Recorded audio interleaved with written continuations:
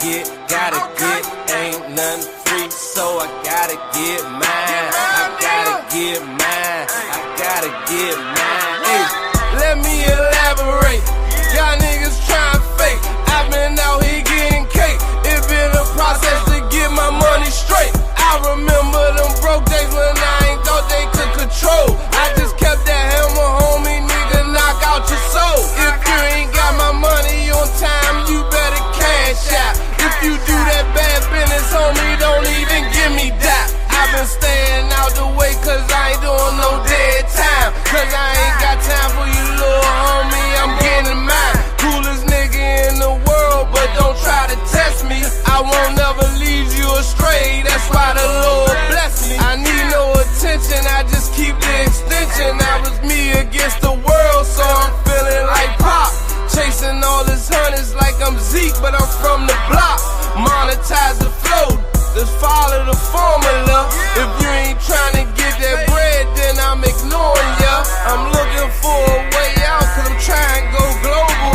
These niggas ain't on they hustles, they ain't even mobile. These niggas ain't no soldier, that's what a nigga told ya. Elias Cash, nigga ain't nothing free. So you know how it is when you be coming to DC.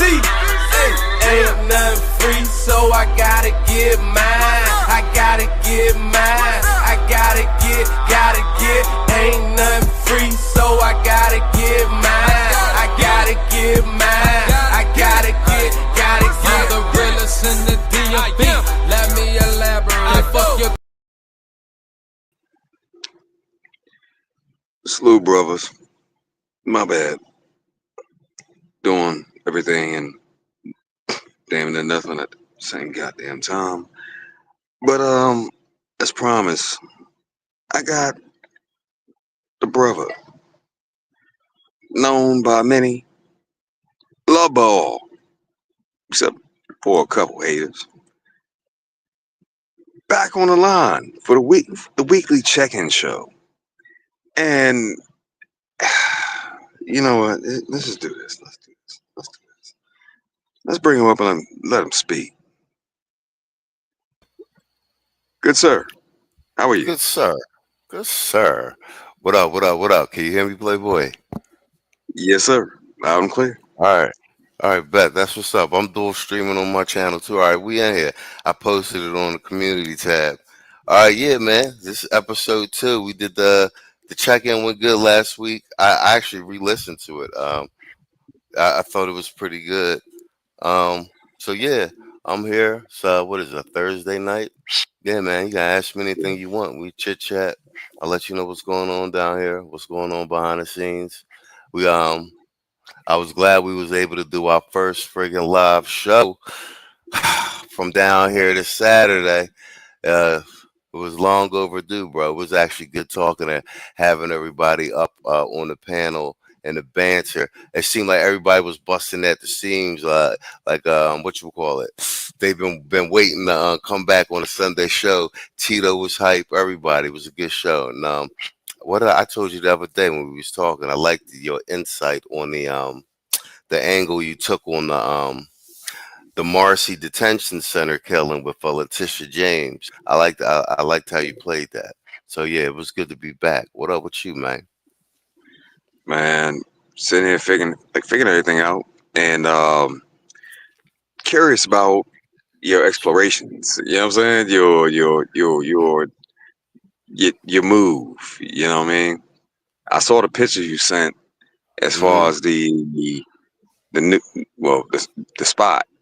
Mm-hmm. And I know people will try to fake like whenever you move to a third world country, they assume everything is gonna be third world, like you drinking from the river type shit. But that ain't the Right. case. Yeah, definitely. Yeah. Well, I think you're spot on with that.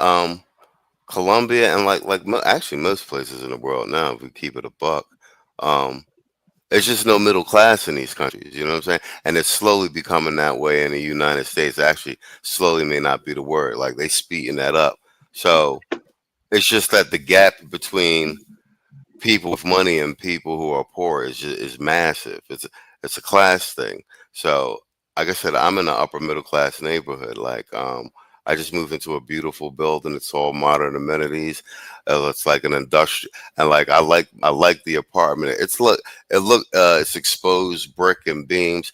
It's like it's like a loft in like downtown Soho, New York, or like Center City, like Philadelphia. Like, you know what I'm saying? Um, I got a rooftop terrace overlooking the city and everything. I go up there at night and study, like, you know what I'm saying? You can see the mountains and stuff. It's quiet. I think it's me and like two other people like in the building. You know what I'm saying? I think there's 3 units on each floor. I got my own like private balcony, hammock and couch and everything. So I usually leave the my balcony open during the day, and then my wall by where my desk is, where I be studying, is glass. It actually opens up into the courtyard, and I can look down into the courtyard. So it's beautiful. And I'm paying like what am I paying? I'm saying 600 and change for this one. And the internet is the best part. Is the internet is like it's as fast as my internet was back in the States. That's the biggest draw. Like, so that's why the Sunday show that we streamed. I streamed that on their internet, not on my modem. So I'm back in production mode now because I'm real production heavy with like shit in the cloud and everything. So um, yeah, it's just wonderful. My cleaning lady comes tomorrow, clean my place. Like, it's sweet. I'm paying, yeah, for everything included. I'm paying. I think I paid 618 for this, and I'll probably stay here another month for February too, before I leave back to the States. Like, I'm posted up. Bro. See, Keisha and them be talking about how if you go out there to them countries, you gonna be eating bananas and beans from now to the day you die type shit. But you paying 618 Mm-hmm.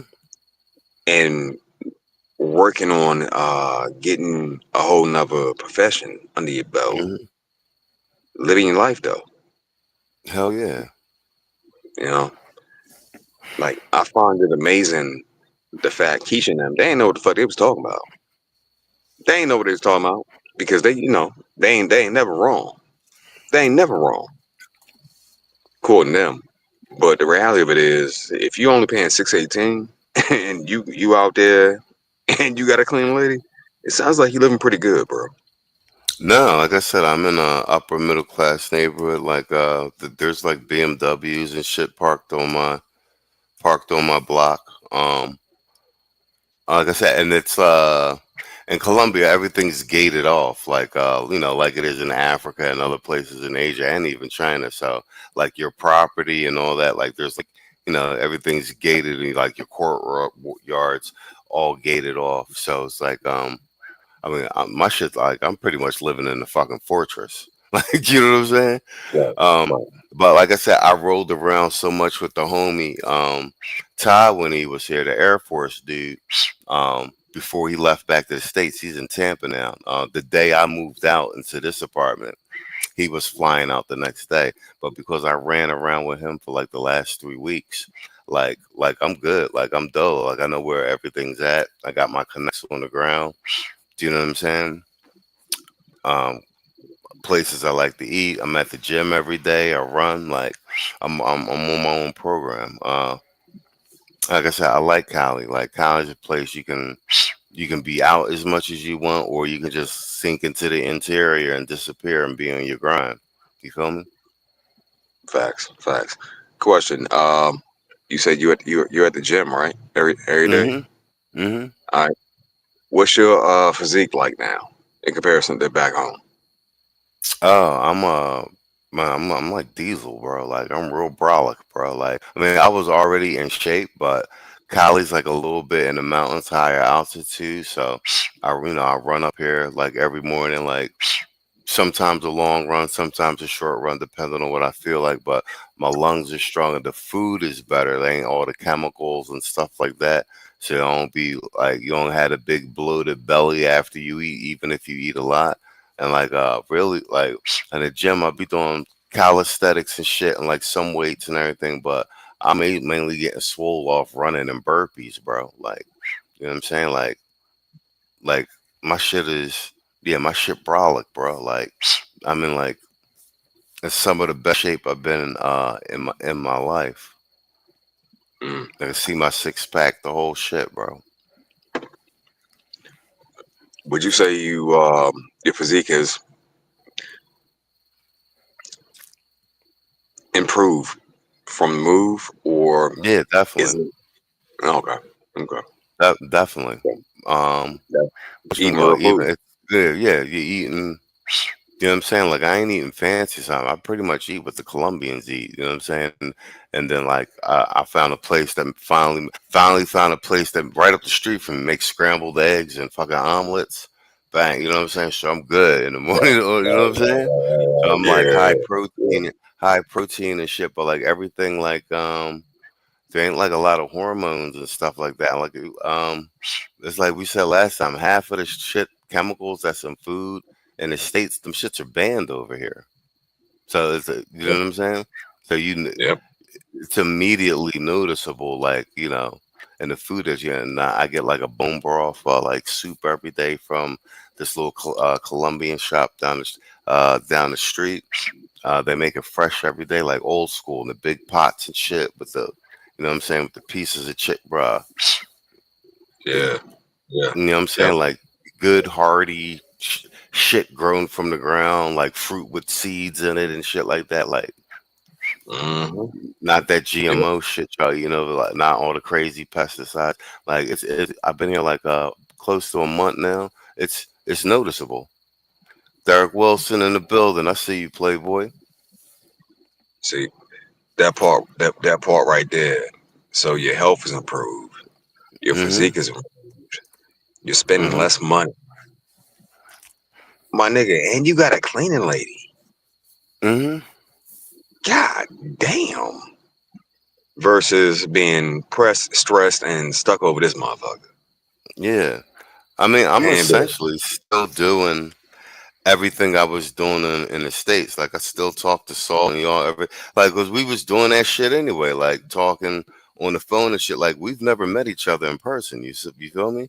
So it don't matter if I'm in Philly or Columbia. I'm still studying. I'm still in Theo's class studying for the certs. I'm still running the channel. You know what I'm saying? I'm just changed right, locations. And it's a lot. Like I said, I'm glad I allowed people to talk me into it. You feel me? right, right. Now, next question. My next question would be about the view, the not just lodging, but the actual experience. Like being down there, being a whole American citizen that's used to, city life. You Mm-hmm. from Philly. Mm-hmm.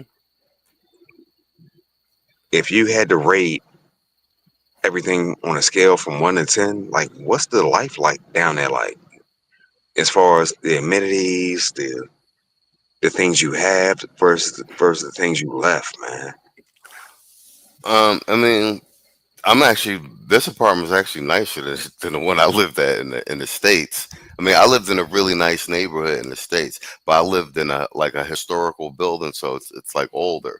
But like that was the attractiveness of it. It was quaint, but like like I said, the apartment I'm living in now, like it's like a loft in Tribeca or something. You know what I mean? It's like the way it's designed. It's all exposed brick and everything. It's all modern amenities. Like if you were just inside the apartment, like you would think you were in the States. You feel me? Mm, And I got it. You know what I'm saying? And like I said, the biggest thing is, man, the internet is popping in this joint. But like I said, I got a rooftop terrace. Like I go up on the roof of shit, nod out and everything, watch the city and shit. Like it's a luxury. It's a luxury building. And then like I said, as much money as you want to spend or as much money as you don't want to spend. Like I said, catch a car down to Granada. That's like 10 minutes from here. It's like because I'm in the La Flora area, like actually the bottom of it. Granada's a little bit further, but that's where like the nightclubs and the like the nice high end restaurants and all that stuff. So like, bro, like Like, yeah, you can get the steak every night, the whole like shit. Like, you know what I'm saying? They got real top tier restaurants down here. Like I said, I tend to go native whenever I show up at a place. So, I'm meeting with the locals and shit, shaking hands, like meeting, you know what I'm saying?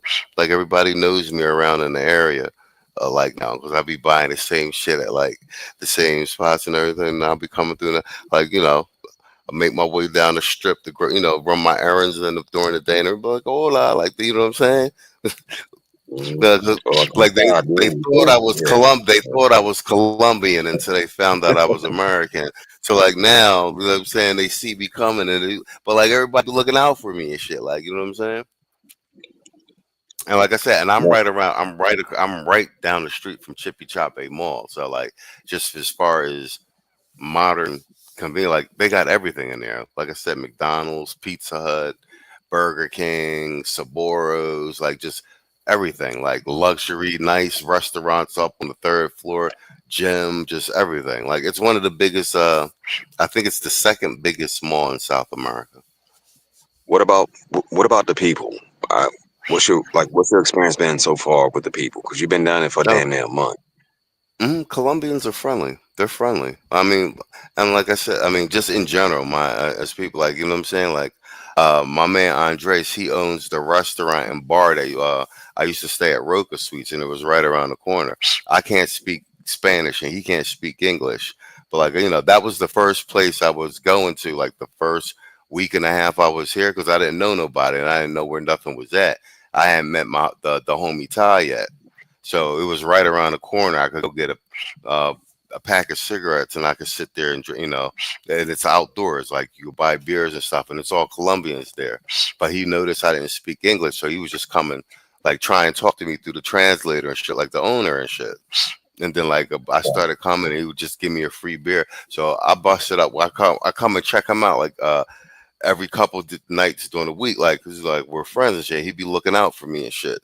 You know, before I was running around with Ty, like I would come and ask him, like, "Hey, where's this? I need to find this," and he'd look shit up for me. He'd call people and shit, have somebody come meet me and stuff like that. So yeah, I make friends fast though.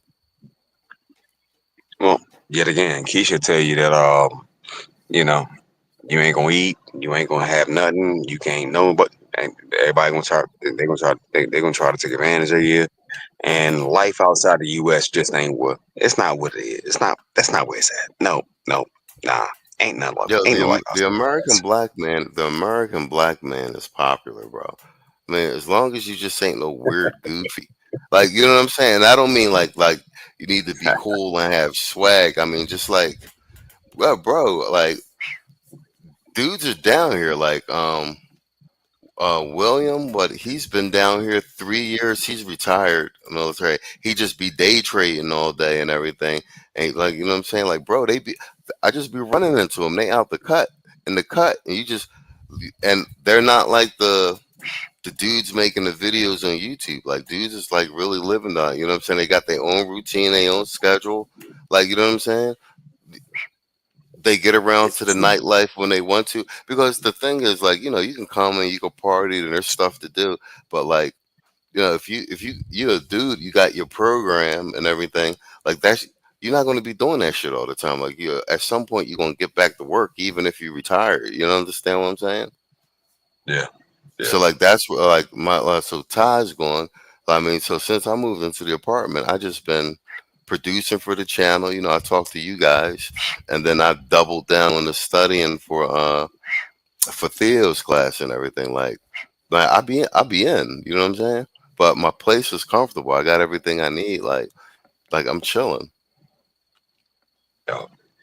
You know what I'm saying? And I'm a hell of a lot less stressed than I was in the States. Matter of fact, the homie from my old building that I lived in Philly, Vietnamese boy, he hit me up the other day and he was like, "When you coming back?" Because I'm cool with everybody in my building. It's a Russian bull on the first floor, a Vietnamese bull on the second floor.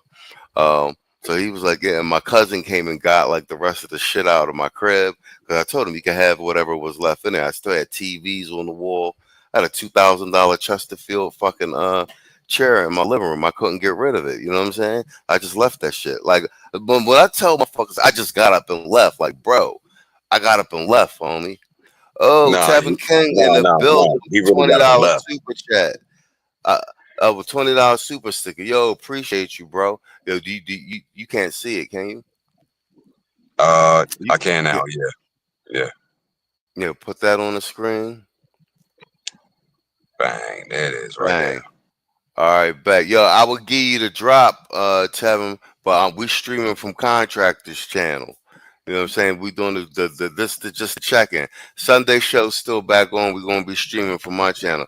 But salute Tevin King with $20 super chat, man. Thanks for supporting the stream. And Red Lion in the building. You seen Derek Wilson too. Yep. Oh, actually, we got a bunch of people watching. We got some cloud watchers because I can see some stats on my back end. All right, cool. I No, see Nah yo, over here, but mm-hmm. nah. Yeah, and Derek Wilson. Yeah, I said what's up them on the back end. But nah, I mean, I'll reiterate what I said last week though. Like, no, and this is with a caveat. Like, I lived overseas for like a long time. Like, you know what I mean, back and forth. I lived in China for 2 years, and then I was in the nature of work where I was overseas all the time. But that was work related. But I meant like when I say like I wish I did this, I meant from the standpoint of like, black men traveling. Like I didn't know like until the internet shit and we was watching all this content. I ain't know nothing about about boys really having a lifestyle of traveling and stuff like that. Like I said, if this space was around when I was in China, I would have never came back. I'd probably be hanging out with Hot Sauce right now. We from the same goddamn neighborhood. Well, dog, And Hot Sauce was in China when I was in China. I just think, you know what I'm saying? the crazy part is like I talked about that, like the freedom of information that gets passed back and forth between us at this juncture is amazing. Like you can't get this kind of game though just from the average motherfucker like in the street, dog. Like we really be putting each other up on game and disseminating this shit the way, nigga, when you get there, you can live. You know what I'm saying? Mm-hmm. Like if I told you where the best spot to get Dodawad at in Addis Ababa, you'd be like, all right, bet. You could take that and use that information versus in Brooklyn. Yeah, it's in Brooklyn. You got 2 eggs. It ain't that great. Yeah. Versus going back to where it come from. Like brothers have actually been on some freedom of information type shit and letting each other know like what's really going on. And that's I really appreciate it, changed bro. the game. Yeah. No bullshit. No bullshit. No bullshit. What the best ramen restaurant in Korea? A brother gonna tell you. Mm-hmm. Versus you having to search Google. Nah. How at the bros? They'll tell you. Like we really been on some what's the word for it? In-house shit where we ain't fucking around no more. Like this is really a lifestyle. Like once you broke down all the information, that let me know that they really doing this, and niggas is plotting their whole year where they gonna travel. I'm like, oh yeah, that sound about right. Yeah, that sound about right. Mm-hmm. No, I Because mean that's that. Yeah, no, go ahead. My bad. Go ahead. no, you good. Yeah, I think I had a lag. I thought you were done, but I think it was just lagging. No, no, what you said about planning the whole year and everything and stuff like that, because that's where I'm at now. Like I said, I just, I'm still figuring out, but brothers really is sharing everything. Like I said, everybody. I met a lot of brothers down here. I met a lot of Colombians and other people too, but it's just mad brothers floating in and out. And everybody I met, like, no, like if you ask a question or they volunteer information, then that's all. Everybody's helping each other out and stuff like that. And like I said, I think there's I think that the travel content that was being made around Passport Bros and travel, I think it was really, really good from a propaganda standpoint. Like it lit the flame for a lot of stuff. Um, it was really good. But like I said, I think that there's two. That content is legit. Don't get me wrong. But like I said, when you actually get down here and you meet dudes that are traveling, it's not like the, you know what I'm saying? It's not like the content. A lot of dudes, they're just, motherfuckers is on the low. Like you wouldn't even, a lot of you wouldn't even know, you know what I'm saying? You wouldn't even know they was down here. They'd be low key. And like I said, everybody, you know what I'm saying? They plugged in and they doing their thing. And then, like you said, with like the adjustment and the lifestyle. So, I mean, honestly, like I'm here now. I'll be back in March, probably for 30 days or so, and then like come back. And then, like I said, I might have to do 3 months in Brazil because I get 6 months in Colombia a year, without like some sort of other extended visa. But like I said, that's what dudes do. Like they're like, okay, I like this country. What's the max limit that they let me stay for the year? They calculate that out, and then they'd be like, okay, I got 6 months left, or left over, like and you don't want. I only want to do 3 months in the States, so you just find another country. And like I said, like dude's been doing this shit for years, so I'm thinking I'm gonna split my time between U.S., Brazil, and Colombia right now. Probably the next 2 years. Like I like the speed, like you know what I'm saying, and that's what I'm saying. Dudes be traveling because like they be trying to find a country that like is more like they vibe and they speed. A lot of dudes like Thailand. I got a bunch of dudes. I'm in a couple of these chat groups. The mad dudes are over in Thailand.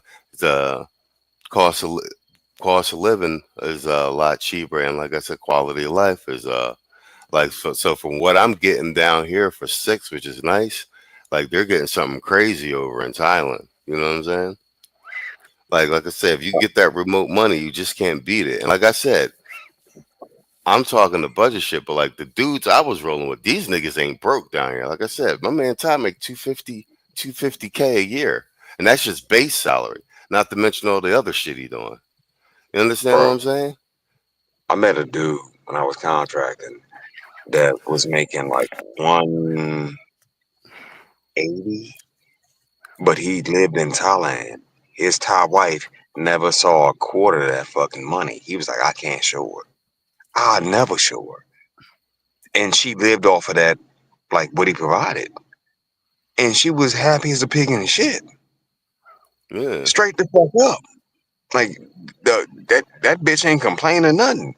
Met another cat when Theo I first said got there. 250K is cute. Theo got jokes. He said it's cute. Yo, put that Yeah, shit on the screen. He said 250K is cute. That's funny as bro, hell. bro. As an expat, Theo, you're right. You're right. Cause real talk, when it comes down to it, I met motherfuckers that make 600, 700,000 a year. But the reality of it is, once the one dude that kept the money away from the bitch that was from Thailand, the other dude, he gave her all the money. Guess who got divorced first? The one that gave her all the goddamn money and gave her access to it. That dude. He- she ran him through the ringer. He went home on R&R and found out he didn't have a house no goddamn more. Like straight up. Like it's wow. Wow. No, but I mean the biggest thing when you come down here is like your living, like your accommodations, like spend money on that. But other than that, I'm trying to tell you, I always go native. I always try to pay what the locals pay, everything. Like I try not to fuck up the economy. And then like you understand what I'm saying? And then also Yeah. you wanna you know what I'm saying? You want to blend in, like you know what I'm saying. So like I said, the dudes, like I said, they got the dudes I was rolling with, they had dough like U.S. dough, but they was down here like they knew what the like you wouldn't think, you know what I'm saying? Because dude was rolling like he's like with me, like I'm on like a shoestring budget and shit. You feel me? But like you blend in with the locals. Like, what is he paying for it? Like, you know what I'm saying? Dudes be down here trying to floss. That's the dummy move, bro. Like, always go native. You know what I'm saying? You just make sure your crib is nice as shit. You feel me? But like when you out and about, you feel me? Facts. Unless you going to like a nice high end like restaurant, because they're everywhere. You know what I'm saying? You can get dressed and hop in a car.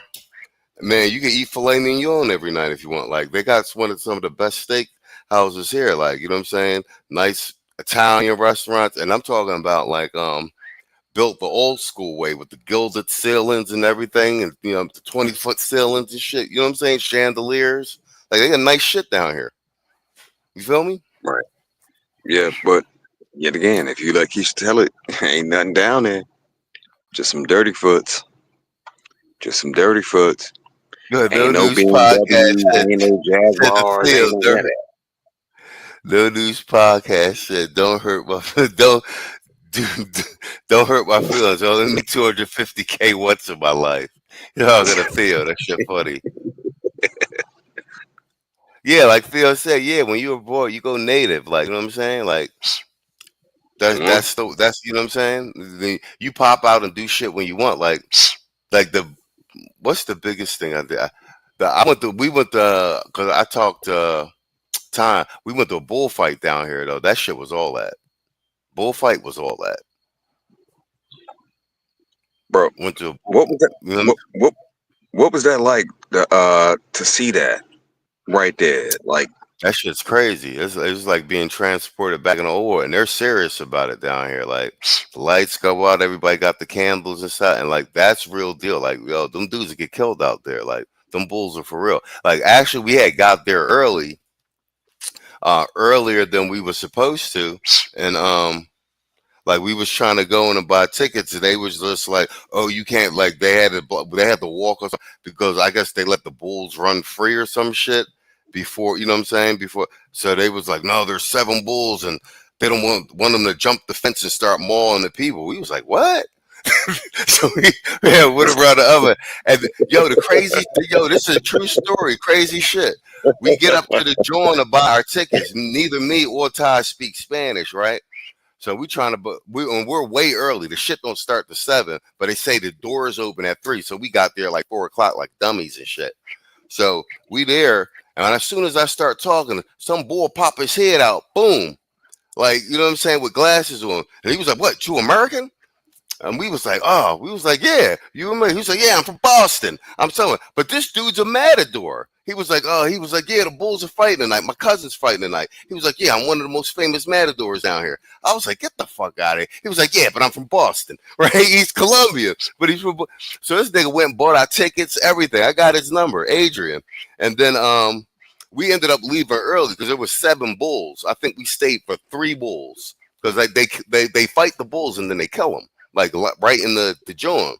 So it were 7 bulls, and like Ty was like, "All right, well, he was like, well, we've seen 3 bulls. I don't think we need to stay for all 7." Right? So we left, and then the boy Adrian was hitting me up on the way out. He was like, "Oh man, y'all left already?" He was like, "Oh, y'all should have stayed to the end." He was like, "We'll shut the Coliseum down." And he was like, "And I'll introduce you to the matadors, and then I'll show you how to fight one of the bulls." And then Ty was like, "Well, it's a good thing we left. I don't think I wanted to fight no bull." and there it is, bro. Most people don't realize how big a cow is, much less a fucking bull. A bull?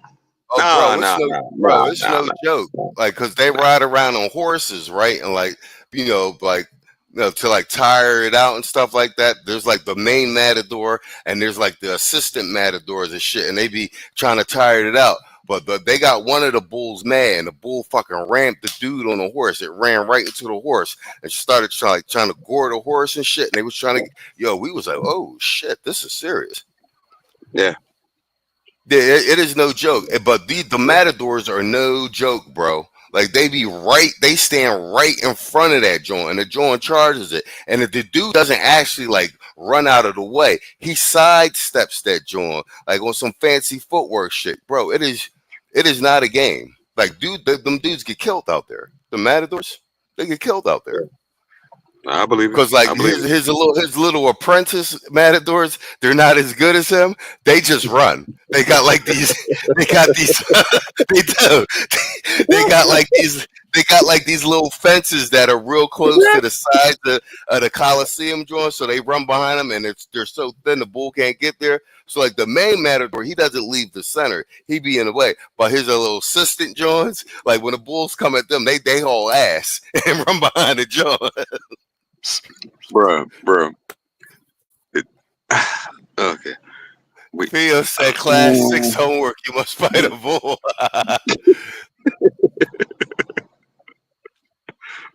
they I, they show they show great courage by even facing the motherfucker down. And most people don't I realize got how some big video that bull footage. really motherfucking is. That No, I bull will got some crush that video motherfucking footage. ass. Yeah, I'm gonna do a video about like the bullfight, and then I'm gonna put something together because I got a bunch of footage from the bullfight, but it's no joke. Like I've never been to a bullfight, and like I said, and they're serious about it down there too. They sing their national anthem and everything. They got snacks. They be in there. They're about it. They are about it.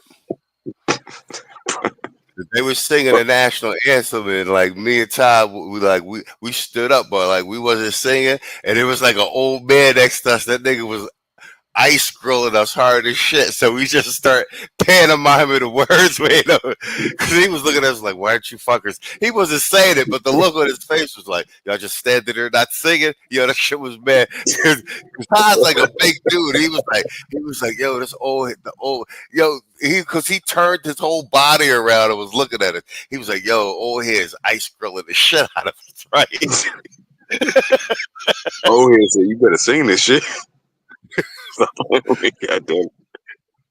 Stop playing with me, goddamn it. We mean it. So it was me and Ty. He was like, just lip sync the word. He was like, just move your lips. You can't tell me that thing. Yo, that shit was funny as hell. Oh shit. Yo, I'm crying over this motherfucker, dog. I'm laughing hard as fuck. So you mean to tell me, my G, you big bro, you went somewhere, you live nicer, and it's cheaper. You got food, and it's cheaper. And you're around a bunch of voluptuous women that you can choose to have fun with or discard if you choose to. Your choice. And it's at your leisure. Like, bye, gone. You know what I'm saying? Like you it sounds like you live in a decent life in this supposed third world country. You know what I'm saying? You just living life and enjoying it though. Yeah, it's like I said. I mean, but it's the same as being in a state, bro. Like if you living in like a shitty neighborhood, a trailer park, or a hood in this, or the hood or something in like the states, like it's the same experience as living like. I mean, you know what I'm saying? Like so. Overseas, well, I mean, you lived overseas. Overseas is just like anywhere else, and actually, overseas is better actually if you have the friggin' resources, because the quality of life is drastically different Facts. than like a different social class. Like it's immediately noticeable because there's no middle class. You understand what I'm saying? Yeah. Yeah. And like I said, when you're in the middle class or upper middle class neighborhoods or in those circles, like there's security with all that shit too. Like, you know what I'm saying? Like there's armed guards walking around low. Like they're not having none of that shit because the people that live there, like, you know what I'm saying? We got all this money, like, and it's the same thing like in the States. Like I said, the biggest thing is language barrier. But like I said, I lived overseas a lot. Like I'm pretty good at a tremendous amount of communication is nonverbal, and like I said, we even got the tools and everything now. And like I said, I'm down there actually learning a language though too. Like I'm making the most of my time down here. Like I'm in Gringo Tuesdays every Tuesday. That's language exchange and salsa. And then, like I said, I study Spanish on my own. Plus, I'm in class Theo's class 6, and me and the homie Naaman and Quiet Storm. Well, me and Naaman in particular, we're doubling down on just getting ready to take the cert. You know what I'm saying? I'm technically behind in Theo's class, like the labs and everything, but I'm still prepped up enough to take the actual cert. Then plus, I'm in I'm in the Facebook group, and brothers is like dropping certs in your face like every fucking week or every 72 hours. It's demoralizing. That's what the one thing that Theo has managed to do with that the conclave group that he has on Facebook and like the individual classes, because I was in 5.5 and 6, and they're actually both still going. 5.5 is actually still going. They're on some high level Kubernetes shit now. Like I had to refocus and get on class 6. Like you know what I'm saying? But all those classes are recorded, and then when I'm ready and up to speed, I can actually always go back and get caught up in all those labs. But my point is, Theo's created a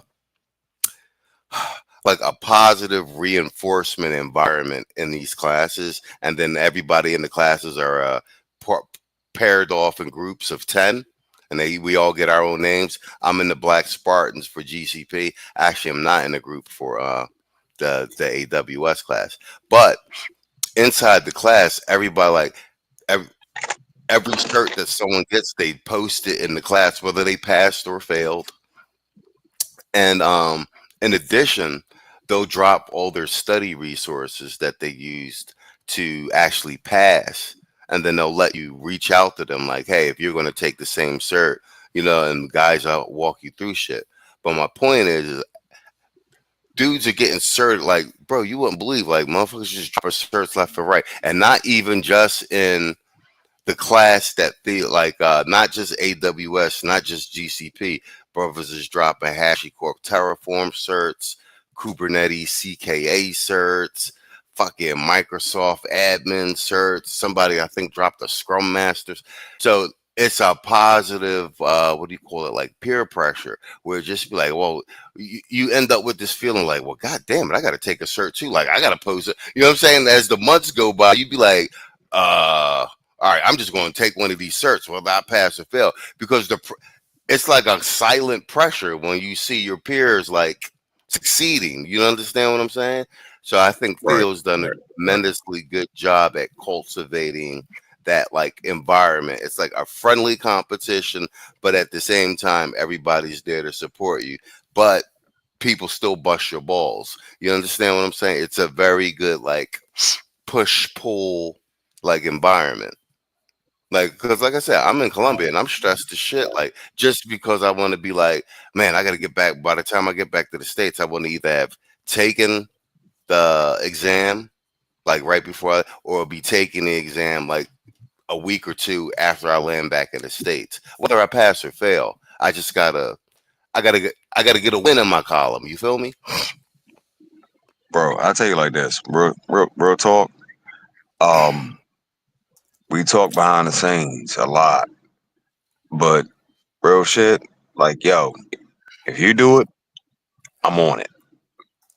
Cause now I have no choice. My brother managed to make it through the gauntlet that is Theo's course. And Theo, you are Theo. We appreciate you. We do.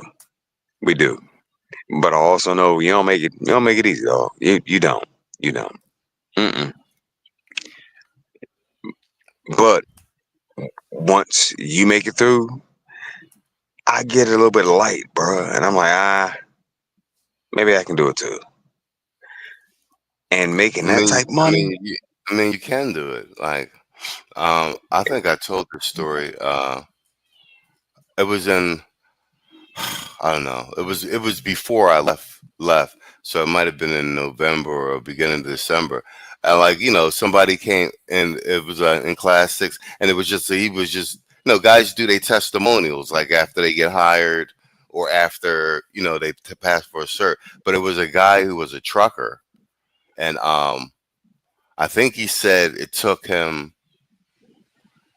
I think he said it took him like a year and a half or maybe 2 years since he was actually in the class. He started that whatever rotation that was with Theo. Um, but he certed, and it was it was he was going to start his new remote job that Monday when he was in the class and telling us. But he was saying he was a trucker. He didn't have any computer experience or anything like that. He was still driving trucks when he got in Theo's class, and he was driving trucks with his chick. And he was just saying that like he was behind in the classes and stuff like that, but he just stuck with it. He had a laptop and he was on the road, so he had to pull up to like rest stops and shit and use the Wi-Fi and stuff for the classes and to do the Udemy's and stuff like that.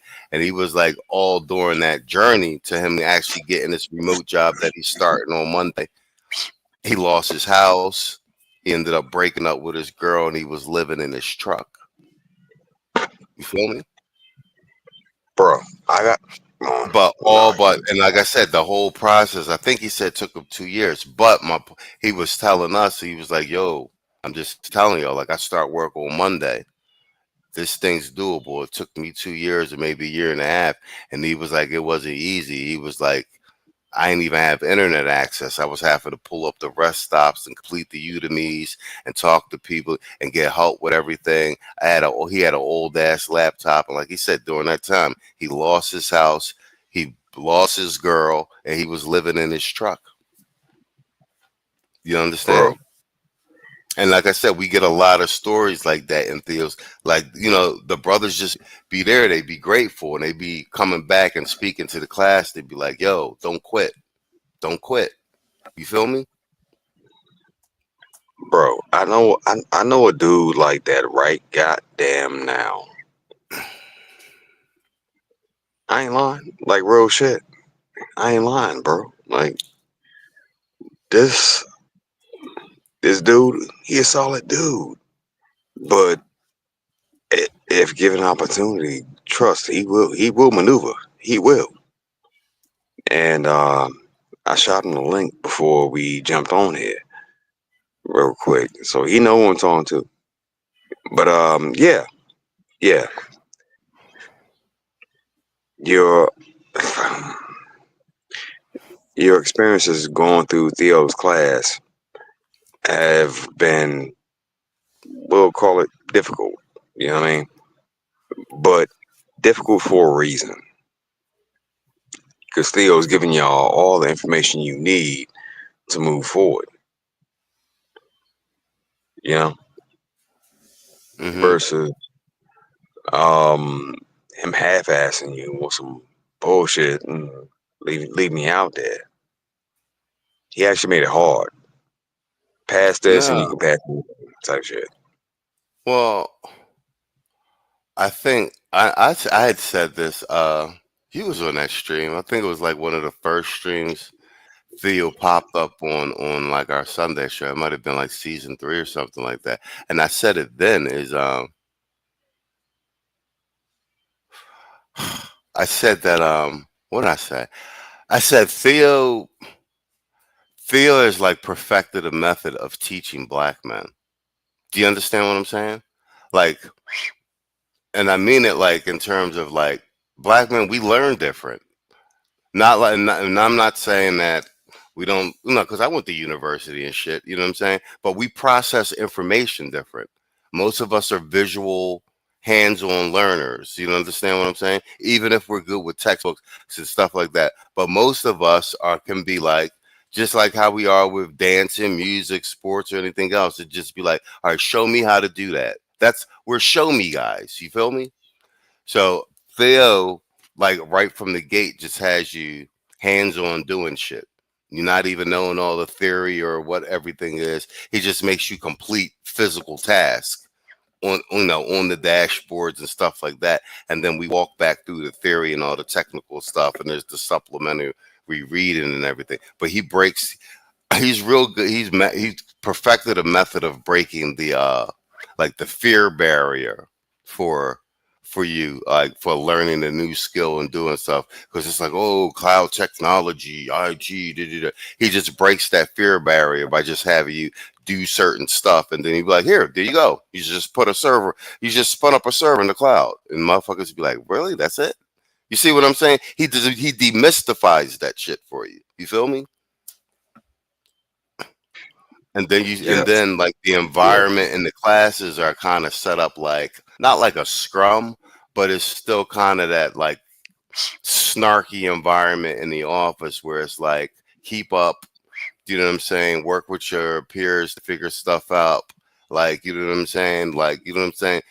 It sets up a pace where it's like you have to keep up, but the help is available supplementary on the side. You feel me? And then like he gets you indoctrinated in like using the vocabulary of the industry that you're in. I just saying like by the time you're all done the course and or the boot camps and like you're in your groups, you've passed your cert, you go to speech out where they help you pass job interviews and stuff like that. Like by the time you like land your first job and hit the office, like you're a beast. He sets you up to like outperform. Let's just keep it a buck. He sets you up to outperform the Caucasians and the Indians and like the people that are predominantly in IT. You know what I'm saying? But you don't realize it while you're going through the process. You're just like, this shit sucks until you actually get the. Because most people come back who have jobs, they're like, yo, my job is mad easy. You understand what I'm saying? Because the Yo, boot camp is so difficult. again, Theo, shout out, bro. Shout out, big bro. Shout out. Theo done damn near gone through what heart attacks and and some more Yo, shit to yo, bring y'all information. that's the other thing, Like real shit. real shit. Like Yeah, nigga, yeah, brothers is you better dedicated. utilize the resources while it's available. Like yo, like Theo came through. He came through and demystified the whole IT thing for you. Like most motherfuckers, they don't understand, bro. They don't get it. Well, Well, I mean, you're in a that's situation why where we you were saying. can be free and present. Yeah, you know. Well, that's why we were saying a lot earlier in like those earlier streams and those earlier seasons that Theo said if I die, I will haunt you in class. That's true. I mean, we're joking about it, but I mean, I was there on some of those Zooms classes, and like that's why we've said it in like earlier, seasons. Me and Saw had said that to you, contractor. Like this shit's bigger than the channel. Like it's the stuff that happens offline, and like I said, like the the manosphere, the manosphere proper, the black manosphere, and then like these rabbit hole channels that have popped up and started networking with each other. It's bigger than what you see on the internet. It's really a solid collection of brothers that what I'm saying, really believe in black male self-determination, guys who have certain skills of devoted their time and energy to helping brothers level up with high earning skills and stuff like that. It's a rare thing in general. I just think, uh, you know, even with us helping getting Trump elected and stuff like that, like we're in a very rare and special period in history where everything's kind of loose. But the black men in general, like we're awake, and Bob, brothers is really working with each other. I will say, I think I said this to you, and then like me and Saul, we've had this conversation. I think one of the dopest things that has happened with what black men have decided to do with the internet, like the internet, like like what we we did a lot of cannibalizing, and we were the beef sector for a minute, but that's how like the best ideas rise to the top. but the internet like took the like if this was happening on the street, you know what I'm saying, motherfuckers would be coming to see each other, splitting each other's wigs. But because it's verbal and it's on the internet with clowning and intellectualism and stuff like that, like like we've been able to make a lot of this progress without there being like any real, you know what I'm saying? Like, so I think it's dope how we fucking leverage the internet like this, like, because this us being able to do this wouldn't have happened in any other era because motherfuckers would have came to blows. You know what I'm saying? Yo, like the crazy shit, right? I predicted, and then after that, I backed up. But I predicted this shit would happen, bro. But I was a youngin. But literally, I'm watching everything play out in front of me, and literally, my G, big bro, niggas are moving and leaving the country, and ain't nothing Keisha, nobody can do to stop you. The only motherfucking way is you at this point. Like, yo, we can get the fuck up out of here. But then you got that other resource that helps to start bullshit with you and keep you here. But another example, dog, you gone. You out the way. You're out the way, man. Like, Yeah, well, like for 90 days at least. But I mean, nonetheless, like I mean, I've talked to you about this. Like when it was all said and done, everything in storage, tickets bought on the plane, it really just dawned on me, like, bro, I, it really only took like 60 days once I made my mind up to like to be out, like just pack my shit up and go. Like it wasn't as daunting as you think it is in your head. Like you really can get up and go.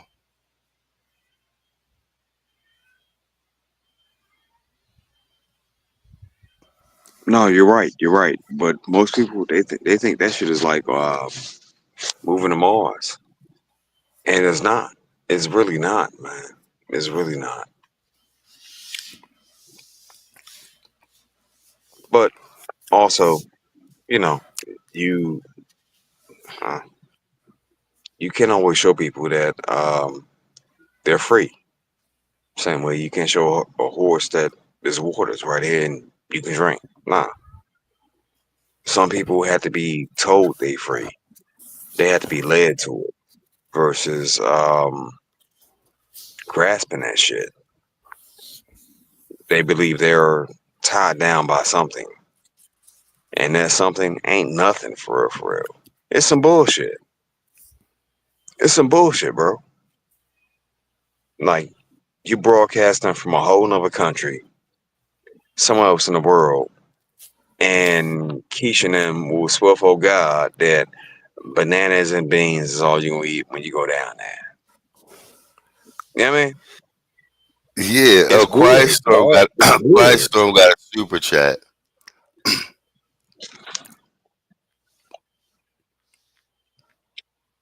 Yep, there we go.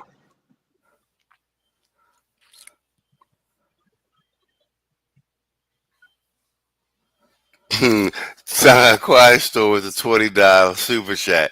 You're not coming back. You're going overseas, whether you like it or not, David. That's a real quote. That's a real quote. That's the speech I got when I was stranded at the airport.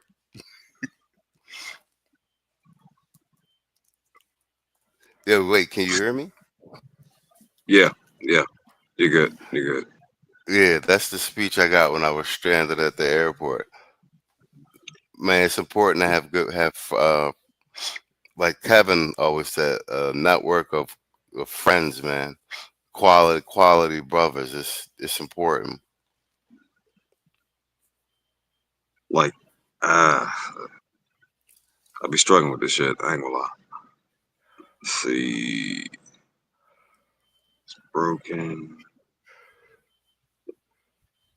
That's you right there. Yeah, we're at an hour, dog. And as far as your report, you got clean food, you got good weather, you got um natural natural women. Mm-hmm. Yeah, yeah, but like that. You, you got all that. What do you miss about the States? I mean, right now, nothing really. There it is. I mean, right Thank you. now, nothing. Like I There it said, is. once I got my internet situation resolved, like a nice solid upload and download speed, like you know what I'm saying? Was even the spot I was staying at before I moved into this building. I mean, I liked it. I was comfortable. You know what I'm saying? Like, um, a lot of stuff is easy, bro. Like, if you're a dude that you you're used to having a routine, like you gotta get your routine. Like, as long as you can get your routine popping wherever you're at, like a lot of that other, you know what I'm saying? A lot of that other shit is just, you know what I'm saying? You can go out when you want, you can get to where you want. Like, but like I said, like it's cool. I'm in Colombia. I ain't losing my mind and everything. The most of the hanging out and stuff I did was because I was rolling with the boy Todd because I need to get shown around where I need to know where to go and who to talk to and where stuff was and how to maneuver and shit. But now that I got all that in, like I'm back on my program. Like, you know what I'm saying? Like I don't need to be out. I'm in a nice, comfortable place. I'm doing It pretty ain't much like what I was doing when I was in Philly. When I was in Philly, I wasn't going out. Like well. we go to cigar. If the homies hit me up, we go to cigar lounge, burn some cigars, drink some scotch or something. You know, throwing our suits and shit, get suited and booted. But other than that, I was running, going to the gym. I'm working on the channel and studying. Like you know what I'm saying? Like a man gotta have a routine, bro. Like or you get blown in any which way the wind blow. You feel me? It Oh, ain't nothing shout you out miss to Grove about the Talk with States. Cole for $5 super chat. He said again, the John Wick universe. Every man can stand on his own, but when it's time to call in a favor, exactly, or get help, there's a brother there to help you. Exactly. Exactly. But yet again, it ain't nothing you miss about the States. Apparently, we don't understand, cause you know we all still here. And you out there, bro. You out there. Ain't nothing you Bro, miss. bro, not at Nothing. all. Dude, I brought a carry-on suitcase. I got like this nice aluminum suitcase like this, the platinum color, like so you look like James Bond coming out the airport shit. I got a carry on, and then I checked one bag, and I have a book bag. That's all I brought over here. And I'm telling you, I brought more stuff than I needed. I mean, aside from my like electronics and my like little DJ deck and shit like that, like clothes and stuff and all that, like I brought more stuff than I needed. Like I wear like four things out of my suitcase, bro. Like no bullshit. Like I got a Oh, pair of Yeezys. The pair of Yeezys I got, they're still in the suitcase because I don't wear them out around. Like I be trying to blend in and shit. You feel me? Like the most I got on, like I got a black baseball cap, but like but like the grid, it's a fly joint. It's a Supreme joint, but you can't tell because the label's on the inside. And I run in that joint. And I got two Gucci baseball caps, but one is still in the plastic in my luggage, and I wear the other one around. You know what I'm saying? But like other than that, like I'm in like a plain color t-shirt and like you know what I'm saying? Like I wear a khaki sometime and like I mostly wear shorts and shit and then like my more beat up pair of sneakers because I be trying to blend in and shit. You feel me? Like so for all that shit, I could have just right. brought like my couple little nice joints, kept them in the plastic, and there's like a little a joint over in the mall. I just go over there and buy like packs of white tees every 3 weeks. I just be rocking. I would just you know what I'm saying? Like, bro, that's what I'm saying. I brought only one travel bag and I didn't even bring, I'm going to be here 3 months, bro. Like, you feel me? And I'm telling you, I brought more shit than I need. You see what I'm saying? No, Like facts, other facts, than if facts. like you going out to like a nice restaurant or a nice club or shit, like nobody cares about that shit down here. Like you see the prettiest, they don't care about none of that. Most be a black t-shirt, like real, you know what I'm saying? They Well, like bro, sneakers. bro, They do bro, like sneakers down here though. They like sneakers. big bro. Mhm. You mean to tell me you eating fresh, clean food, non-GMO? You working out and you done got diesel out that bitch, and then Yeah, yeah, I'm dieseling. ain't ain't nothing you miss. You don't miss Nah, shit about the states. No nah, Slipknot, McDonald's, no Burger King, no Arby's, no nothing, no KFC, nah, no nothing. nah, Slipknot. They got Burger King in right in the mall across the street from me. I had Burger King like the first week I was here, but they Burger King tastes better, and their McDonald's because they can't. The Burger King y'all eat in the States ain't the Burger King over here, or the McDonald's, Nah, nah, or the nah. McDonald's because they can't. Like, you know what I'm saying? Like like the They can't Burger alter. King is popping over here. The Pizza Hut is popping. I had a pan. I went and got a pan pizza. I haven't had a pan pizza in like years. They got a Pizza Hut right here. I went and got the old school pan pizza John. Like they come out in the pan. Remember they used to come out in the pan. I got one of them Mhm. Johns. Shit was banging. But yeah, the Burger King is banging down here. I guess because it's real beef, but that shit is banging.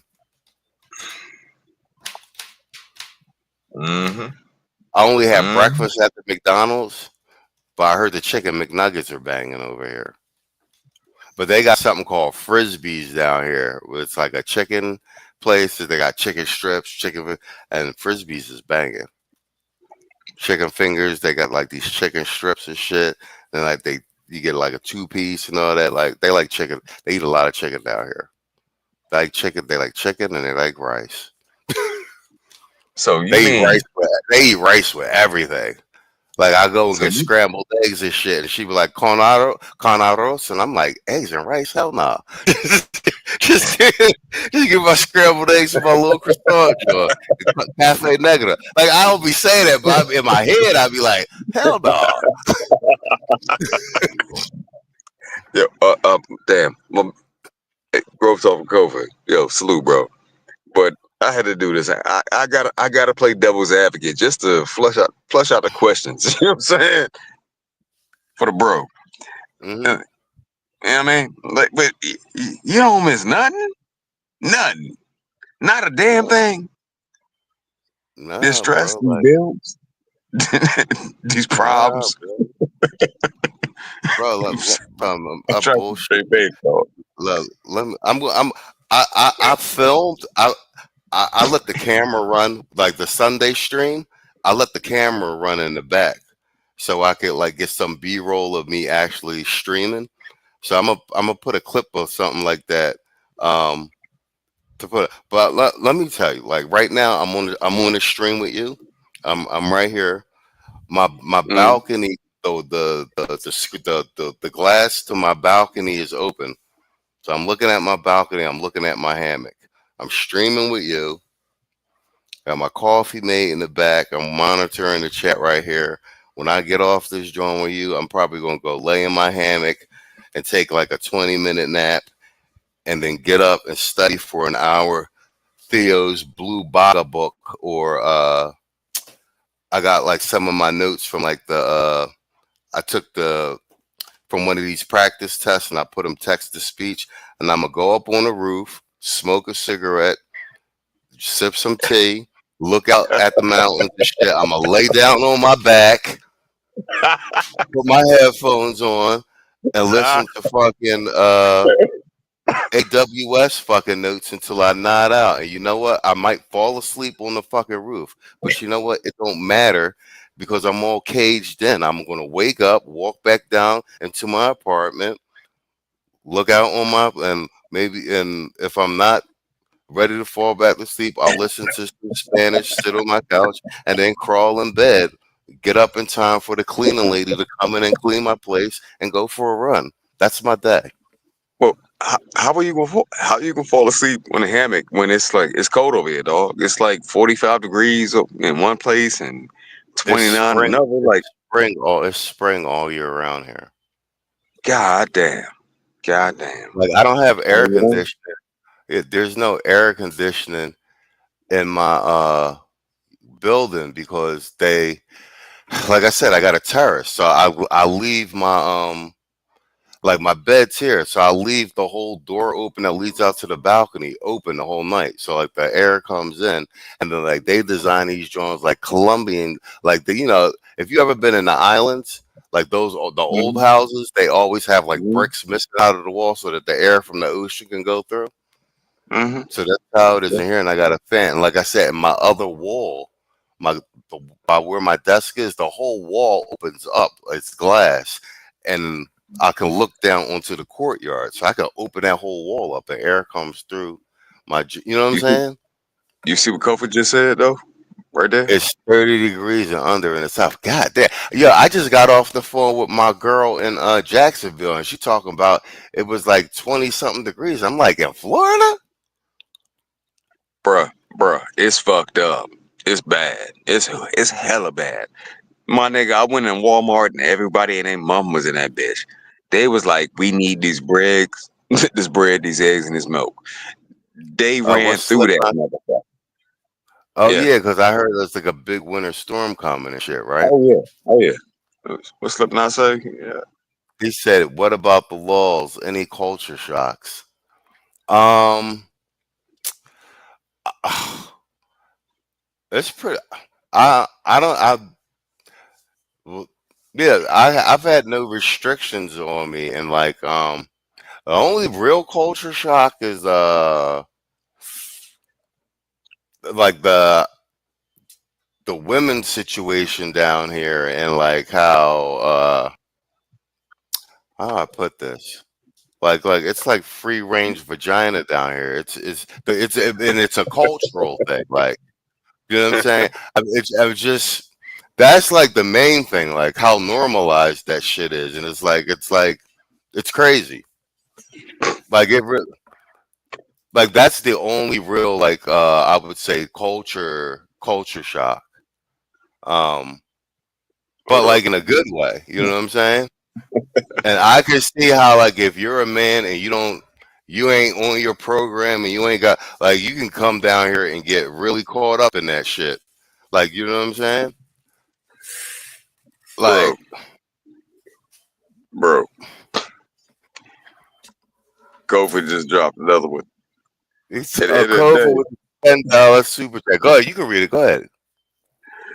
yo, he ain't lying. Dog, up here is cold as a motherfucker. Like, you talking about leaving your door open? A nigga won't leave his window open. You know why? It's freezing around this bitch. You missed all this shit, dog. All of Yeah, it. it looks like I got out just in time. Bruh, nigga, my nigga, yeah. Fuck all that devil's advocate shit, nigga. It's cold. It's cold as fuck. Yeah. It's cold as He fuck. said he ain't lying. I was in Cartagena last January. Never used the AC at night. Left the balcony and windows open between the breeze and the sounds of the. Yep, I pretty much slept in a coma. That's the other thing. I've been getting some of the best fucking sleeps of my fucking recent life in the last 10 years here, bro. Like bro. Like it's just crazy even saying it that like 4 or 5 times out of the week, like in the middle of the day, I just go take a nap on the hammock and shit on my fucking balcony and shit. And like, I'll be reading this night. I'm like, oh well, let me get back to work. Like, you know what I'm saying? Like just having a hammock as an option is just crazy. Motherfuckers are trying not to die right now. Yeah, that's the weather. Try not to die. Go outside and don't die. You got the hawk, the brick, and the burr on your ass. You right now. They said a winter storm. That shit is sweeping through Georgia. It's going through. Kofi said he mentioned that part. Yo, it's going through North Carolina, South Carolina. It's going through motherfucking. Well, it's making its way all the way up to goddamn or down Virginia, Maryland, DC. Like everybody's gonna get hit with it. Like it's a bunch of fuck shit. That's why I was like, you left. You good. You're good. You're fine. You're fine. Don't come back. Don't come Wait, back, man. Quiet Storm said free range coochie hashtag t-shirt worthy. That is true. We might want to, we might make a t-shirt like that. Oh, growth talk with Kofa said free range cat. Yeah, it's true, man. But what I'm trying to phrase it correctly so people, it's the culture down here. It don't have nothing to do with you because they've been trying. Well, no, which is weird because I lived in DR for a while, so like none of that shit was new. But I be seeing how they be trying to frame stuff like when in it, like yeah, that shit don't have nothing to do with you coming here. Like it's the culture. It's for the indigenous dudes too. Like you feel what I'm saying? Like, and Bro, it's you know what I'm saying? bro, Growth Talk just said, with Kofa just said, yo, it's about to snow down here. Black ice here Damn. in a couple hours. Nigga, you leaving your balcony door open. You know what I'm saying? Like that's way different than experience that we going through up here. That's why I was like, yo, bro, can't nobody put this on display like you. Cause at the end of the day, Nick, this shit here, the Americas, is hell. Dog, this is hell. It's hell, bro. It's hell. Guaranteed, Yeah, it's hell all damn day. y'all got fucking half of California burned into the ground. That shit is crazy. I've been watching that Fact, shit on the news. bro. I talked to my homie. He's going through California right now. He drives trucks like your homie, and he was like, "Yo, just the smoke was so fucking thick. He barely made it. He barely made his way out. Well, Like literally, I talked to Saul, and Saul was like, "That shit's up, from the hills and down." He was like, in LA proper." He was like, "We ain't worried about that shit." ain't ain't no trees between them and Yeah, shit. yeah. He was like, "Yeah, we in LA proper." He was like, "That's just the Hollywood Hills and everything." Like, you know what I'm saying?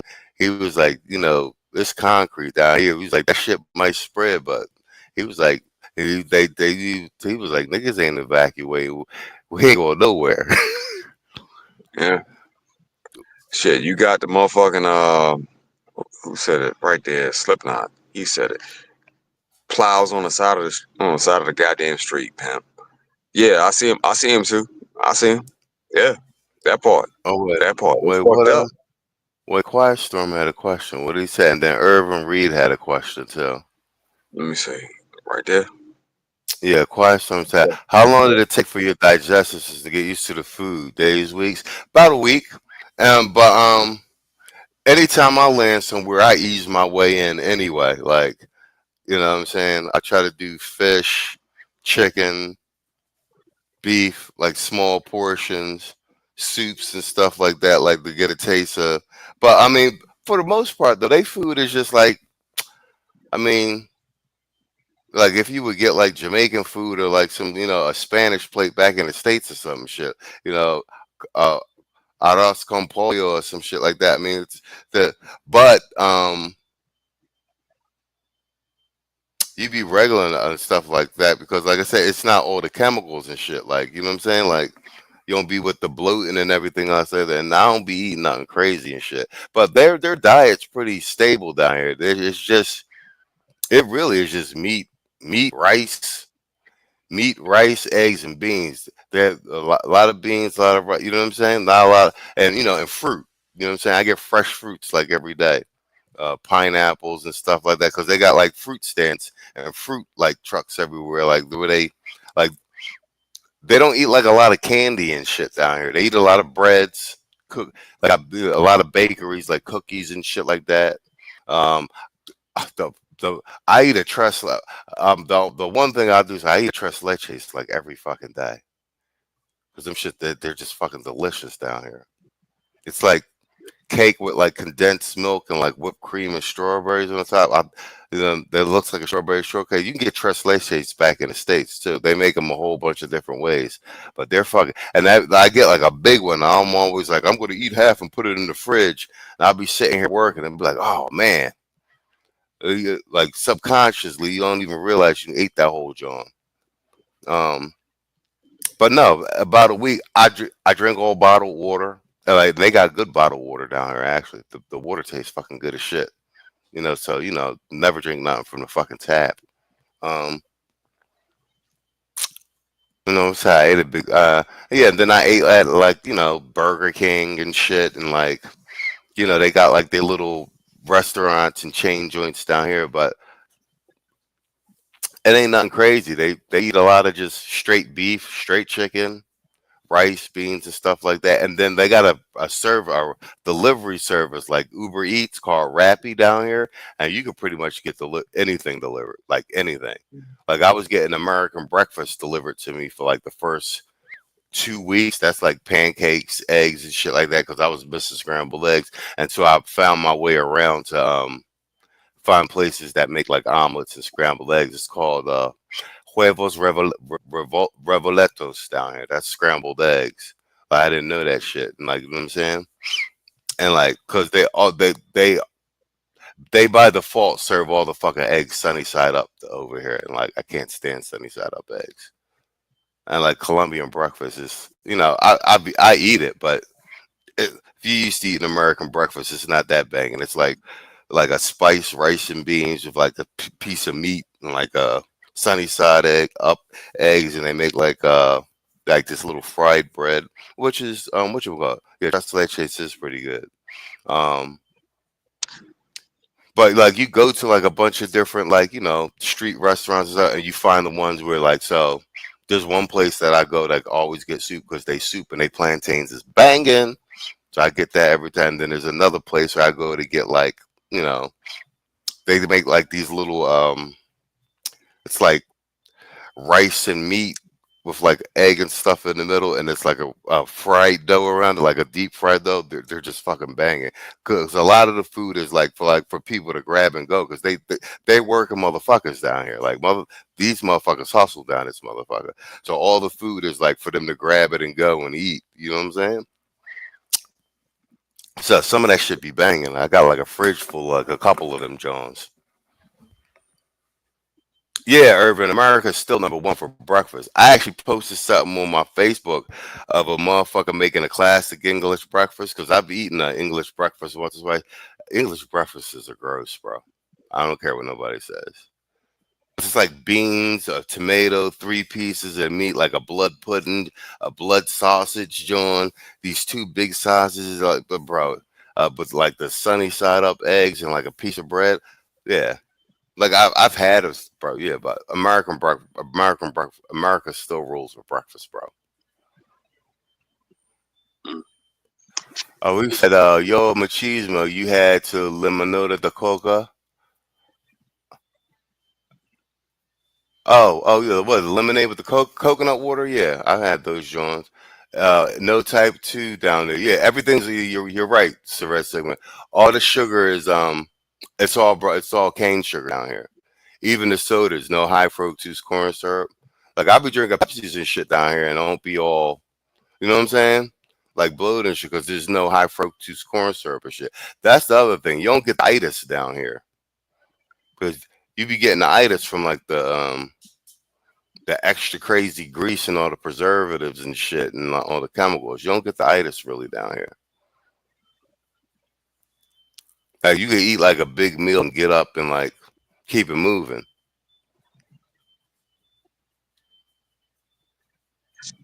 He said beans for breakfast is heresy. You damn right.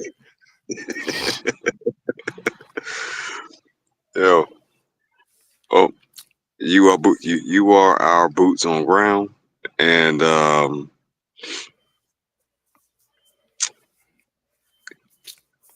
I think it'll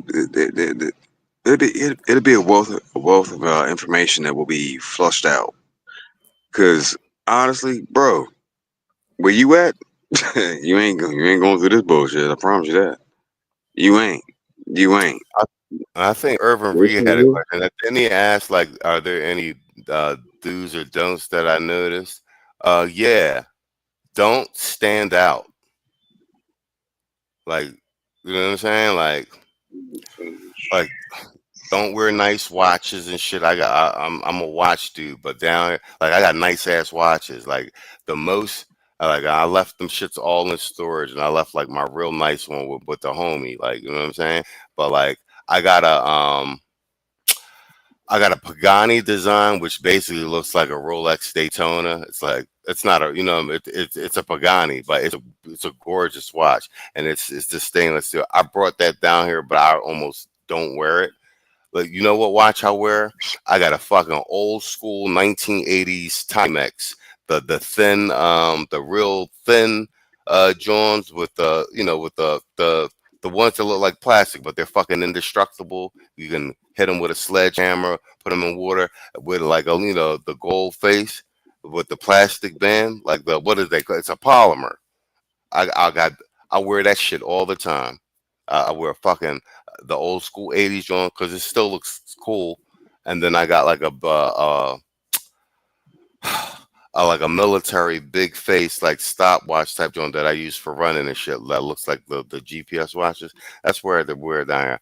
I got like a couple polo shirts. I wear t-shirts like solid color shit. I got a couple things with prints like nothing extra. I got like one nothing extra fly. And like I said, the flyest shit I got on is like the baseball cap. That's a Gucci joint, but I wear that shit backwards with like sunglasses. But like, yeah, blend in. Don't be, you know what I'm saying?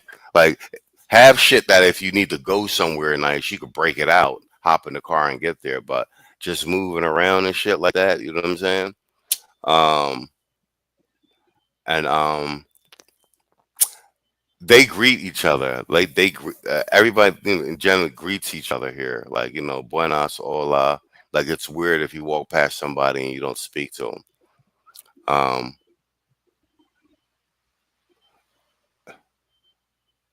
I would say, I mean, this has been my rule of thumb. I mean, I lived in other countries before, but just even in the States, like, I just think brothers win when you're just yourself. Do you understand what I'm saying? And I don't mean like be fucking goofy and shit, but like be yourself. Don't like put on you know what I'm saying? Don't put on like any airs and shit like that. People can feel that stuff. And then like I said, Colombia is a men's culture. It's a machismo culture. Not like guys are walking around all super macho or nothing like that. But the culture is set up for men. Like, and you'll see that when he said ball of the time. Yeah, I got the old school 88 like Thomas. I'm gonna take a picture of that shit on my wrist and post it on the fucking community tab. So you know what I'm talking about. Like the old school Johns, like from the 80s. Like them Johns don't go out of style, but like that watch is also indestructible. Like, you know what I'm saying? So I can wear it to the gym like everything. Like that shit and that watch has been with me all over the world. Yeah, exactly. Yeah, Quiet Storm said, yeah, I usually wear a $10 watch I got from the military exchange. It does the job, exactly. You know what I'm saying? And I brought the Pagani because I am a timepiece guy. I just couldn't resist the fucking urge. Like, well, what if I actually need a good watch? My internal watch guy was panicking, so I just put it in the plastic and threw it in my luggage. You know what I'm saying? And it's like it's an all metal stainless steel joint. You know what I'm saying? But I don't wear that shit. Like, you know what I'm saying? Like, um, that's just and like don't get it twisted. Like dudes got money down here. Like niggas is riding in fucking Beamers and shit, and you know what I'm saying. Most of them got like Bogota plates and stuff. And like I said, I'm in a nice upscale like neighborhood and shit. Like the shit at the mall is fucking expensive. You know what I'm saying? But Urban Reed said false energy can always be felt by real. Yeah, that's true. But like you know what I'm saying? Like golden rule always applies, man. Treat people like you want to be treated. Don't be spying out, but at the same time, don't be stupid and fucking gullible. You know what I'm saying? Like your basic street smarts from the States of take you fucking far, bro. Like, you know what I'm saying? And I mean street smarts, like I don't mean like you jumped off the porch, you're that dude. I'm just like this common sense shit. The common sense shit that you survive with in the States will basically carry you like through most of the world and other countries. Like if you're a dumb fuck going around in shitty neighborhoods at 3 o'clock in the morning, drunk with bras and stuff, like of course something's gonna fucking happen to you, bro. Like you know what I'm saying? Something like that'll happen to you in the States. Niggas getting lined up like doing Uber Eats deliveries. Like, you know what I'm saying? What is we talking about? Wait, Kofa got a super chat. What he say? He said, I'll put a, there it is. $2 super chat. Kofa said, Growth Talk with Kofa says, you could take you wherever you go. Yeah, exactly. You take you wherever you go.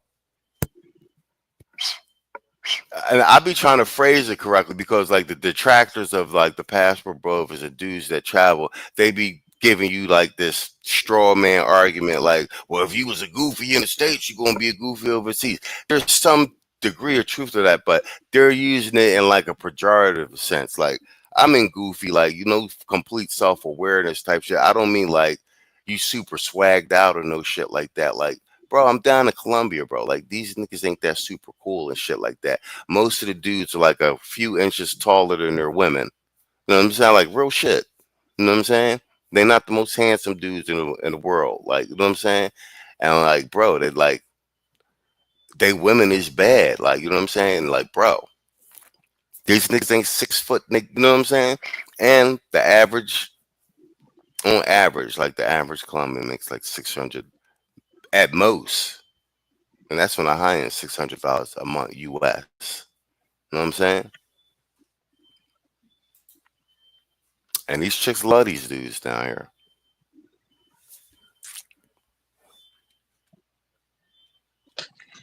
They is a booed up culture, bro. Like, you know what I'm saying? Chicks like cuddling and hugging with they dudes. You be all in the mall. You be in the mall. That shit be like the 80s and shit. Chicks hold their hands, kissing up with dudes. That's how that shit was when I was in high school. You know what I'm saying? Well, Yeah, unless the brothers have yeah, just regular old working men. Like, you know what I'm saying? Like, yeah, they working dudes. Like these ain't like they got offices and banks and like, you know what I'm saying? More of the office buildings is in like Bogota and Medellin. But these is working dudes, bro.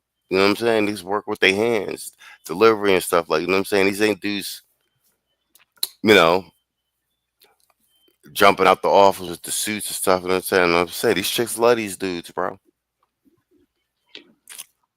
well, big bro. I, I, if no one else has any questions, I'll just go ahead and say it. You're in a much better position, and yeah, your view look a whole lot better than ours. Let's just call it what it is. At the end of the day, your view has real food.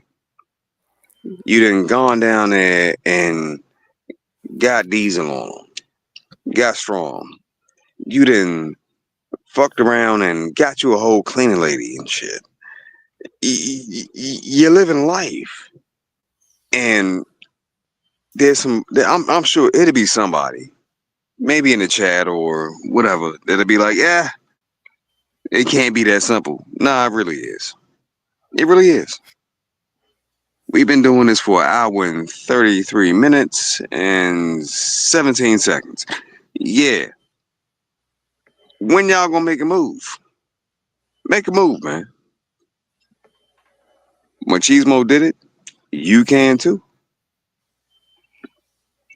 But at the end of the day, sharing these stories and letting people know that there are signs of life outside of the U.S. is important. It's hella important because most people don't want to think there's something outside of this for some strange fucking reason. I was expat. I know it is. You were too. You know it is, and you just reverted back to a very natural state of being. Oh yeah, Telling like them about yeah. After that, that. after about that first week, I started settling like the old. It's like riding a bike. Like, all right, I know what to do. You know what I'm saying? Hmm. Right. No, no. Like once you get that out, um, that initial week or two, yeah, you're good. Your mind's clear. You're at peace. You're calm. And we gotta save a little bit for the check-in show come next week. So Uh huh. don't give him too much. Don't give him too much. But I guarantee that pineapple was good as motherfucker though, wasn't it? That pineapple was good as Yeah, motherfucker. yeah. I go down to the the girl with her fruit stand. She be out there with her pop and everything. They cut the fruit fresh every day, so I get like pineapples, fresh cut, Mhm. and some papaya and stuff. Take it back to the crib, cut it up during the day, snack on that during the day. Like, yeah, I'm eating way. I mean, I was eating healthy in the States too, but like the quality of foods like better. There's no GMO shit down here. Like, you know what I'm saying? Like, where Mhm. whatchamacallit, like the neighborhood I'm at, the I was at Roca Suites like just like right before I moved here, like where on that street the mangoes actually fall off the tree and fucking hit you in the head. Like, so I'll be outside smoking, a mango will fall. I'll be like, oh, I'm gonna take this shit inside. I'll take that bitch inside, wash it, and eat that jar. I like this is still like in the city, but they got like, you know what I'm saying? Like they, you know what I'm saying? So like mangoes like literally be falling, you know what I'm saying? Be falling Mhm. off the shit around you. Like you really could pick them bitches up, take them home, and wash them, cut them open, and eat them. Yeah. Yep. Yep. But that's why I said it's important for you to let them know, like, okay, this is what we, this is what we doing. This is what I'm doing, and this is what life looks like down here, bro.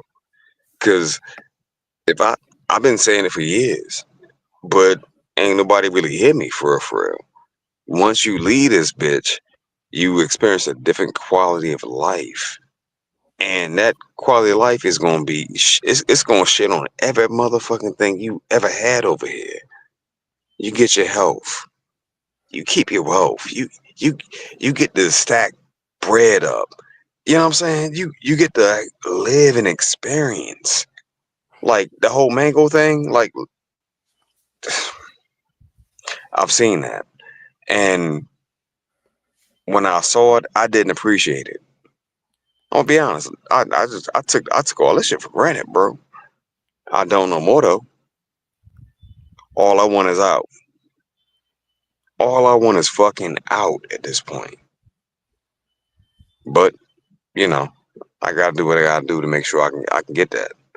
But you're out, and because you're out, you can experience a mango falling off a tree and hit you real quick.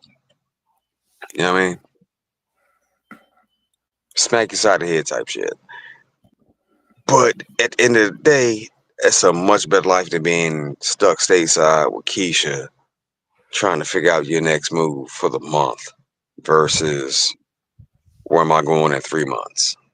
Where am I going in 6 months? What am I going to do in 9 months?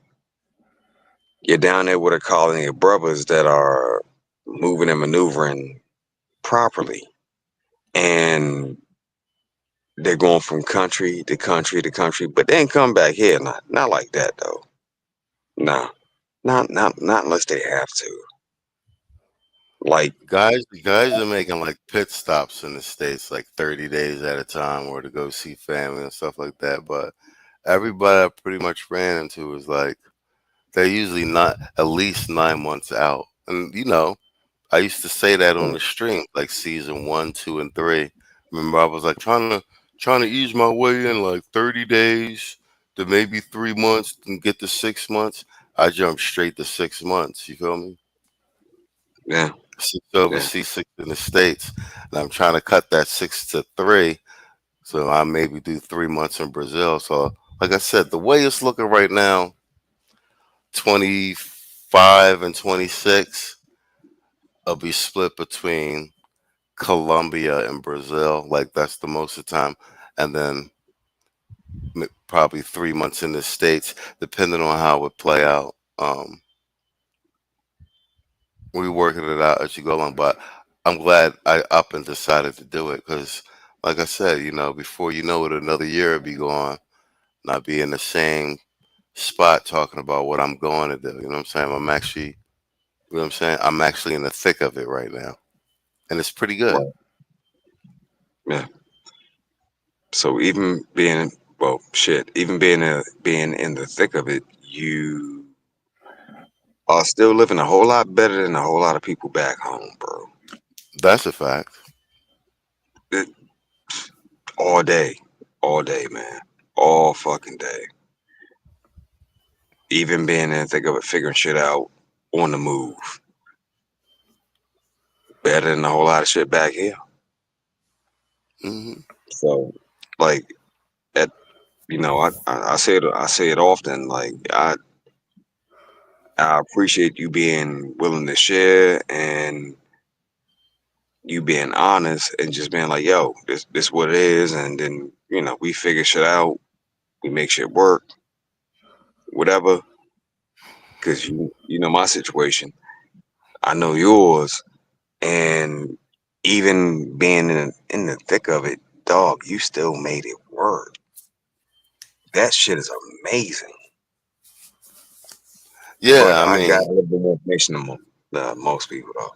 yeah. I mean, it takes the balls to make the move, but like I said, even still, I mean, my shit is a group effort. You know what I'm saying? Like real shit. And that shit started with Naaman and Quiet Storm. But you know what I'm saying? Then as we let linked everyone in, because I ain't want to say nothing until I actually once I make my mind up about things, I'm pretty stubborn. Like, you know what I'm saying? Like, I just need to wrap my head around something. But once my brain really gets a hold of it and I feel in my gut, like, you know what? I could do this.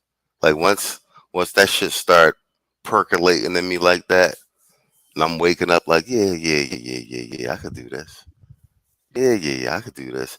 Once that, once that, once that start generating in me, like it's really hard.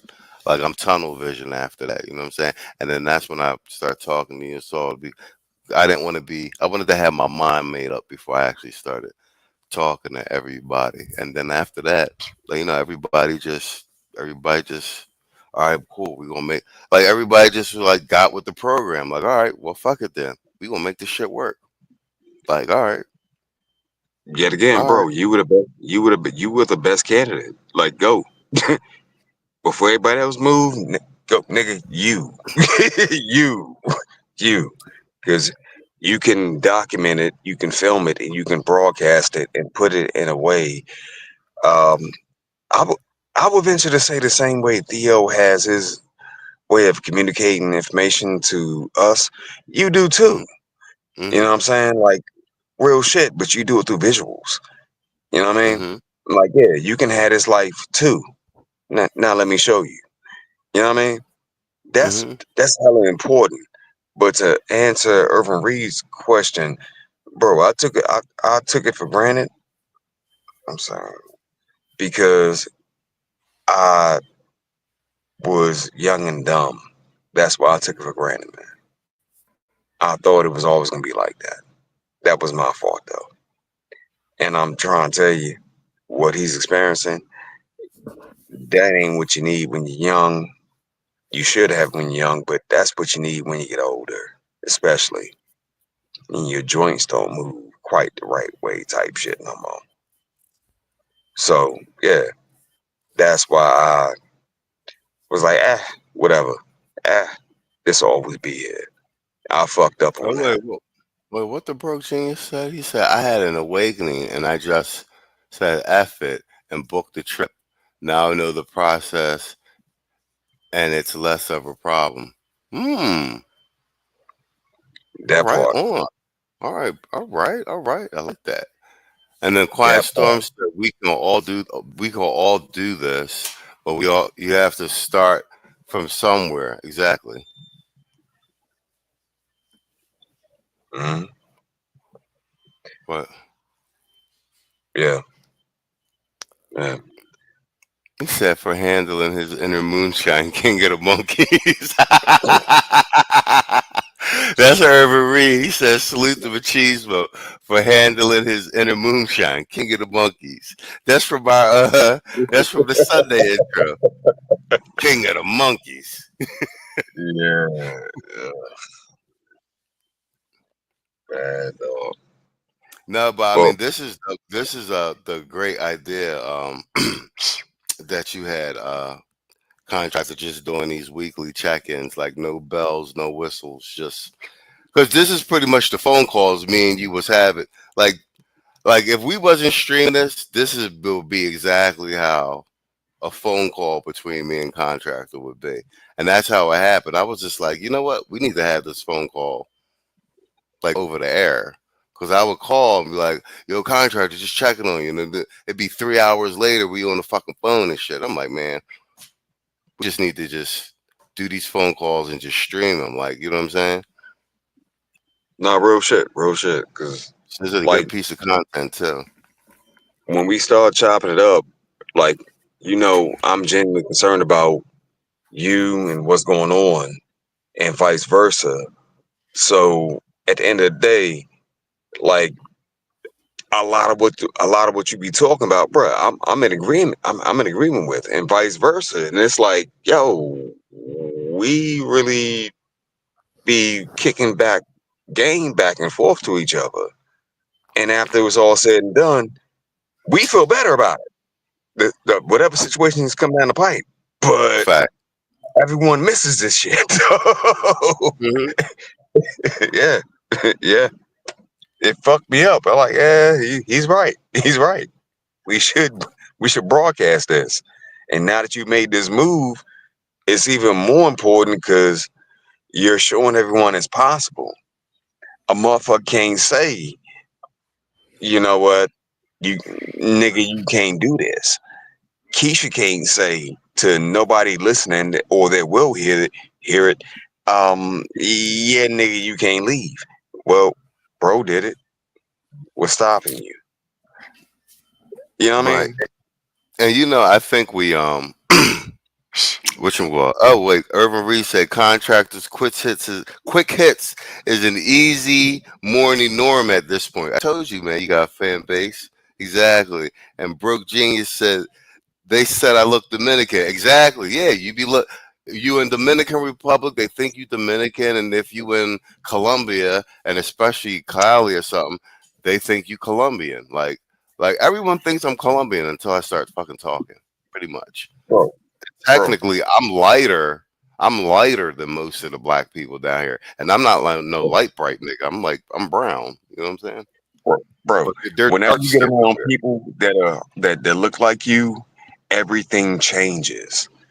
You come to America back, well, if you come back to America, then shit changes then. But whenever you around motherfuckers that look like you and they assume you're part of their people, they treat you different. They think you Colombian, yeah, because of your features, your but dog, mm, mm. Okay, because of the way you look, most people in that country look like you. So if you're a lighter version of it, is what it is. But you're gonna get treated good versus being in a European country. I never understood motherfuckers like, yeah, I want to go to Germany and I want to do this and I want to do that. I'll be like, yo, no one over there looks like you. They gonna treat you different. You'll be a spectacle. You know what I'm saying? You'll be the random motherfucker, the out of place motherfucker. But at the end of the day, literally, you go over there and you blend in until you start speaking English. Then something different. But leaving this place is it may be a motherfucker, but you did it in 60 days, but it worked out to your benefit. You're eating better, you're working out, you're looking better, you're feeling better, you have a nicer spot than you did when you were fucking here.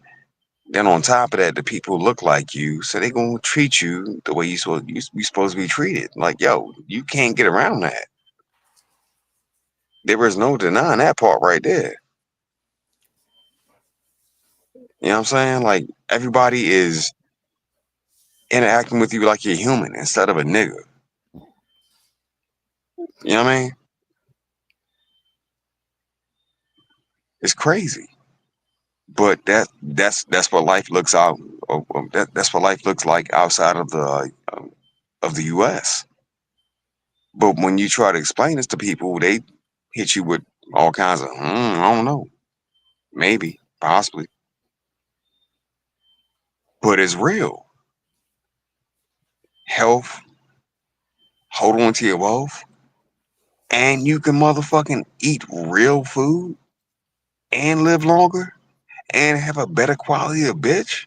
Come the fuck on, bro. You can't beat that. But to hear you put that part out there was hella important because not only can you say it, you can display it for the people, bro, that need to get their mind right or need a little bit more convincing. But I'm rambling. I'll stop. Go ahead. Oh no, I was actually listening. Um, whatchamacallit? We at the 2 hour mark. I mean, it's just let me know what you want to do. If you want to wrap it up to next week, if you want to, if you want to drop the link or let somebody ask me a questions. If not, you know what I'm saying, we can just wrap it up. I'll check in again next week. I think this shit was pretty good though. Well, it wouldn't be fair if I didn't do the whole question thing. Somebody's backstage. Quiet storm. One, yeah. Hold up. Let me see. Yo, bro. Mic check, mic check. Who that's you, Storm? No, this Quiet Storm, bro. Yeah, that's what I'm saying. That's you, Storm. Yeah, man, it's me. Yo, what up, Playboy? You good, man? Yeah, man, I'm good, man. I'm good. All right, man. It's good to hear your voice, bruh. Yeah, yeah. You and I talked a little bit earlier. Yeah, yeah. I had, I had to drop some crazy stuff on you, but everything's everything. Yeah. I just wanted to No. shout you out real quick. I'm glad that everything up in Columbia is going okay. Uh, you and I talk a lot up on the back end and a lot of shit right behind the scenes that we do. But I Mm-hmm. wanted to inform something of the chat. Everything that Machismo said the last time that y'all did this was pretty much spot on. Me and Naaman was the catalyst of all of this to get this man there.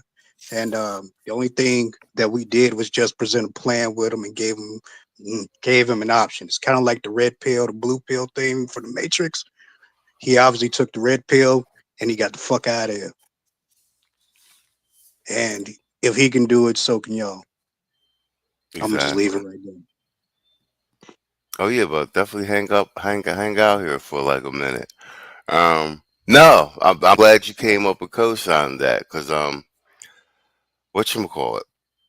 Um, when yeah, that last stream. That's why I try to keep reiterating that this is a group effort. Um, and like I said, it's mind blowing for me too. Like you know what I'm saying? Like we built this shit with the channel.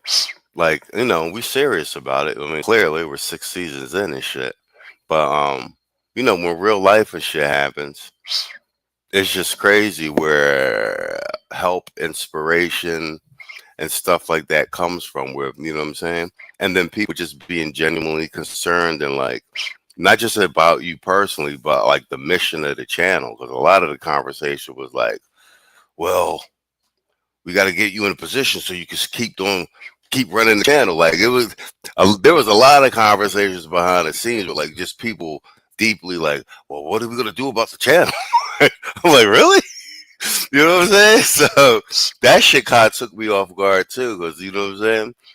I was like, okay, like motherfuckers is really invested. Like it's like even Naaman was being like, yo, bro, what are you gonna do? Like you gotta still keep doing the Sunday show and making content. It's important. You know what I'm saying? Like dudes was coming to me like, what are you doing? Like, well, what do we need to do to get you situated?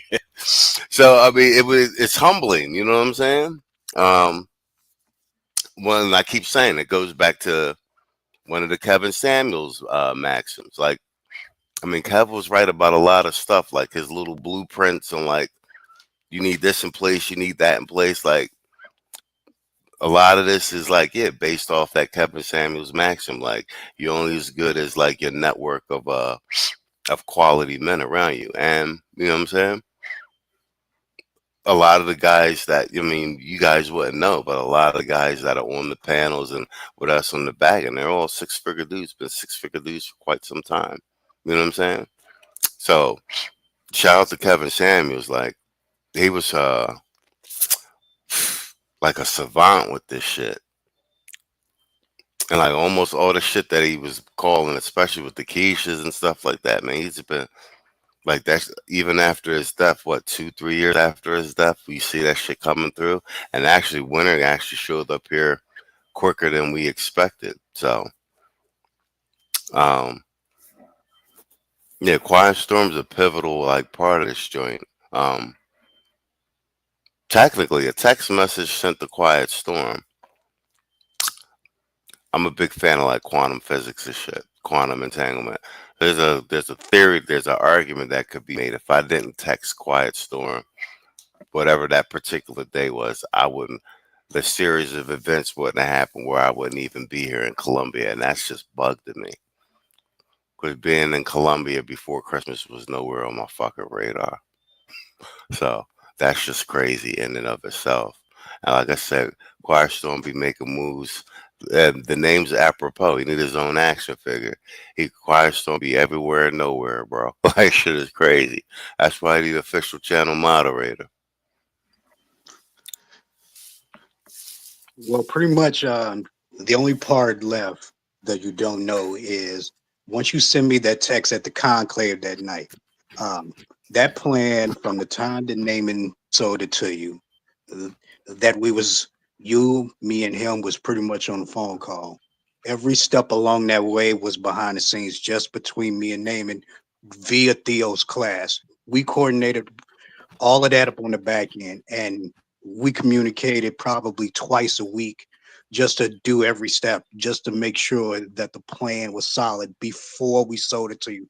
But it literally took the initial text that night. Me and Naaman was having dinner, and I literally looked at my phone, I read it, and I turned it around and I showed it to Naaman, and Naaman looked at me, and Naaman said, "Okay, we understand how how how exactly do we get this done?" I said, "Well, we have to develop a plan." We worked that plan behind the scenes quietly through Theo's class. That's the part that you didn't know. So every night that we hung out, except for the last night because I had to leave early, we formulated that plan little bit by little bit, quiet by quiet, piece by piece, step by step, so that we knew that the plan was so ironclad that you couldn't say no. Naaman refused to let you say no. He was literally saying like we need to make this plan so bulletproof that I'm fucking not letting them say no. Even if I gotta hold him hostage and throw his ass up on the plane, he isn't saying no. So we have to literally make this plan so solid that we do that. Plus, pretty much what I used to do up in the military. I planned that shit out. He threw in his information, especially with him knowing you and him being there with you, boots on ground. We formulated, and then that day, like, Naaman's a hell of a salesman. That I give him. For him Dave to was be a so hell of a salesman. yeah. When he sold it to you that day, I was actually driving into work and I had to pull over like, damn, did Naaman sell cars or did he sell houses up on his off time and just be bullshitting around or something like that? Because this is one hell of a pitch. And Yeah, then he had Quiet Storm in there as the hype man in the back, like, yeah, it's a good idea, ain't it? Yeah. They sold me like shit, bro. They ambushed me. And I was just like, and yeah. Bro, I'm sitting here laughing. I'm muted, but god damn it, I'm laughing because I already know, bro. Christ don't be talking. He's like, all right, cool. Fuck it. Then you got Naaman on the back end? Nah. I ain't spoke to So Damon, but I know if you moved you, yep, he's a hell of a salesman, dog. A hell of a salesman. I know it. I know it, dog. I know it. Like, Yeah, and yeah, I'm well said. glad you told that part of the story, Storm, about mhm. basically how even the coordination of all this shit was once again through Theo's class. That's why I keep saying, like, even I've said this too. Even having the confidence to be like, okay, fuck it. If I wasn't, like I said, if I hadn't gone through 5.5 with Theo and wasn't in class 6, I wouldn't even have had the confidence to be like, all right, I'm down here. Like, I'm so confident that at some point in the near future, very soon, I'm going to pass one of these certs. You know what I'm saying?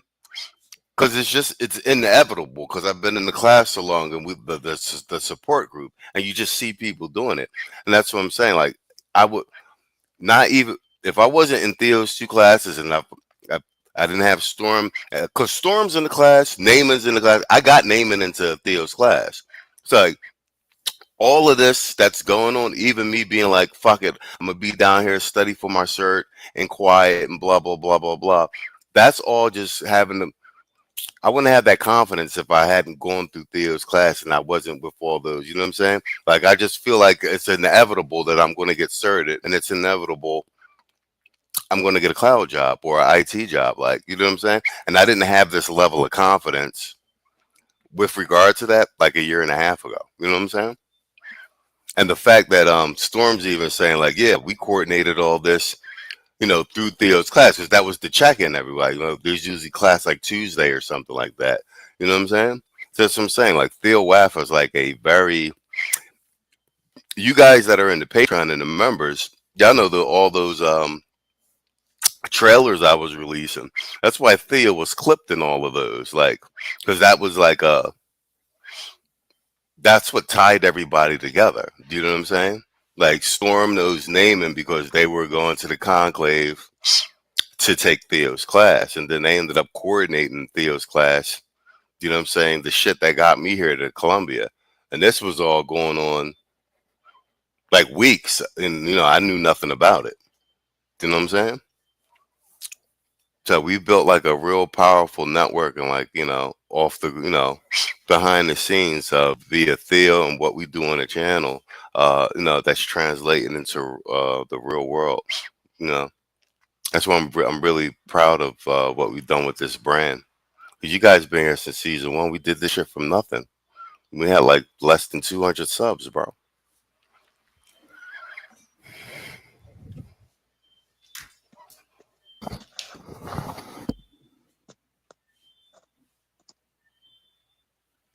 And I'll land my plane there.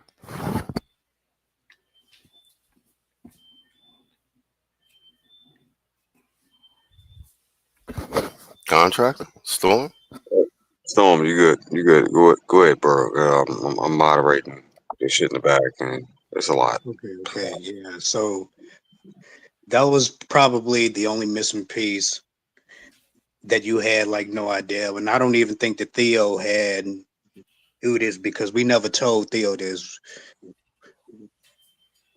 He and Naaman that just pretty much used Theo's like classes and all of his Zoom calls to like coordinate it's on the back end, but also Theo was teaching too. So we were sitting up there learning what Theo was teaching us, but also coordinating this. Like, what about this step here? What about this? What if this fails? What if we do this? And Naaman's like, yeah, that's a good idea. All right, so I can help him get set up. I can help him get moved out. I can help him.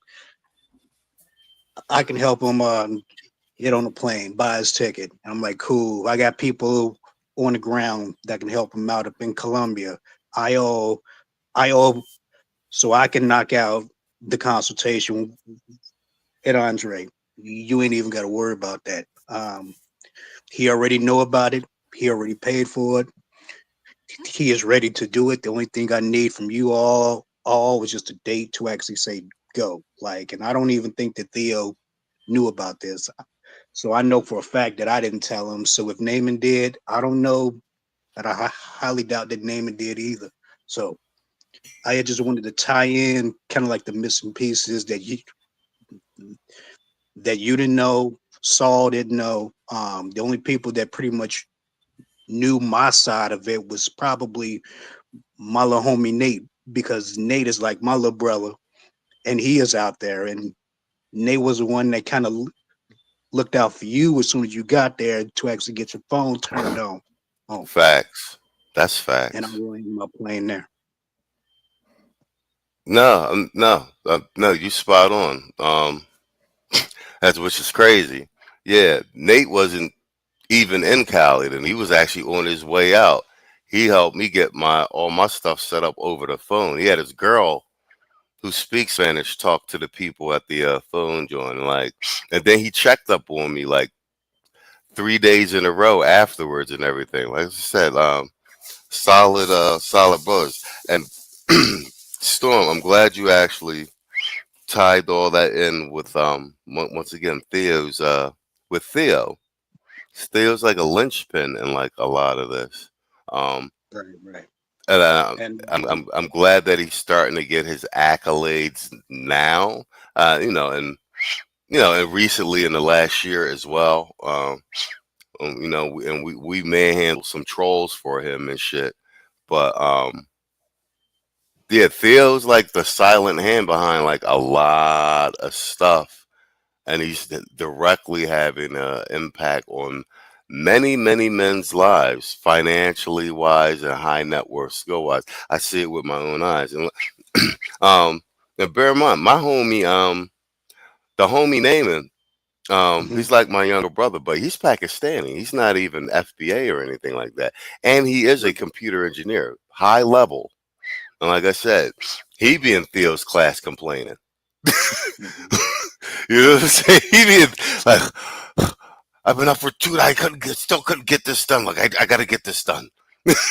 You know what I'm saying? His yeah, name is yeah, not no slouch, bro. You feel me? And mhm, so that's what I'm saying. So, um, if the class is challenging for naming, um, and I do that both ways. Like, so there are guys that do well and they got no computer experience at all, and I do those two things juxtaposed to be like a guy with no computer experience and a guy who's actually a computer engineer at I can't even say what he does. He's got security clearances.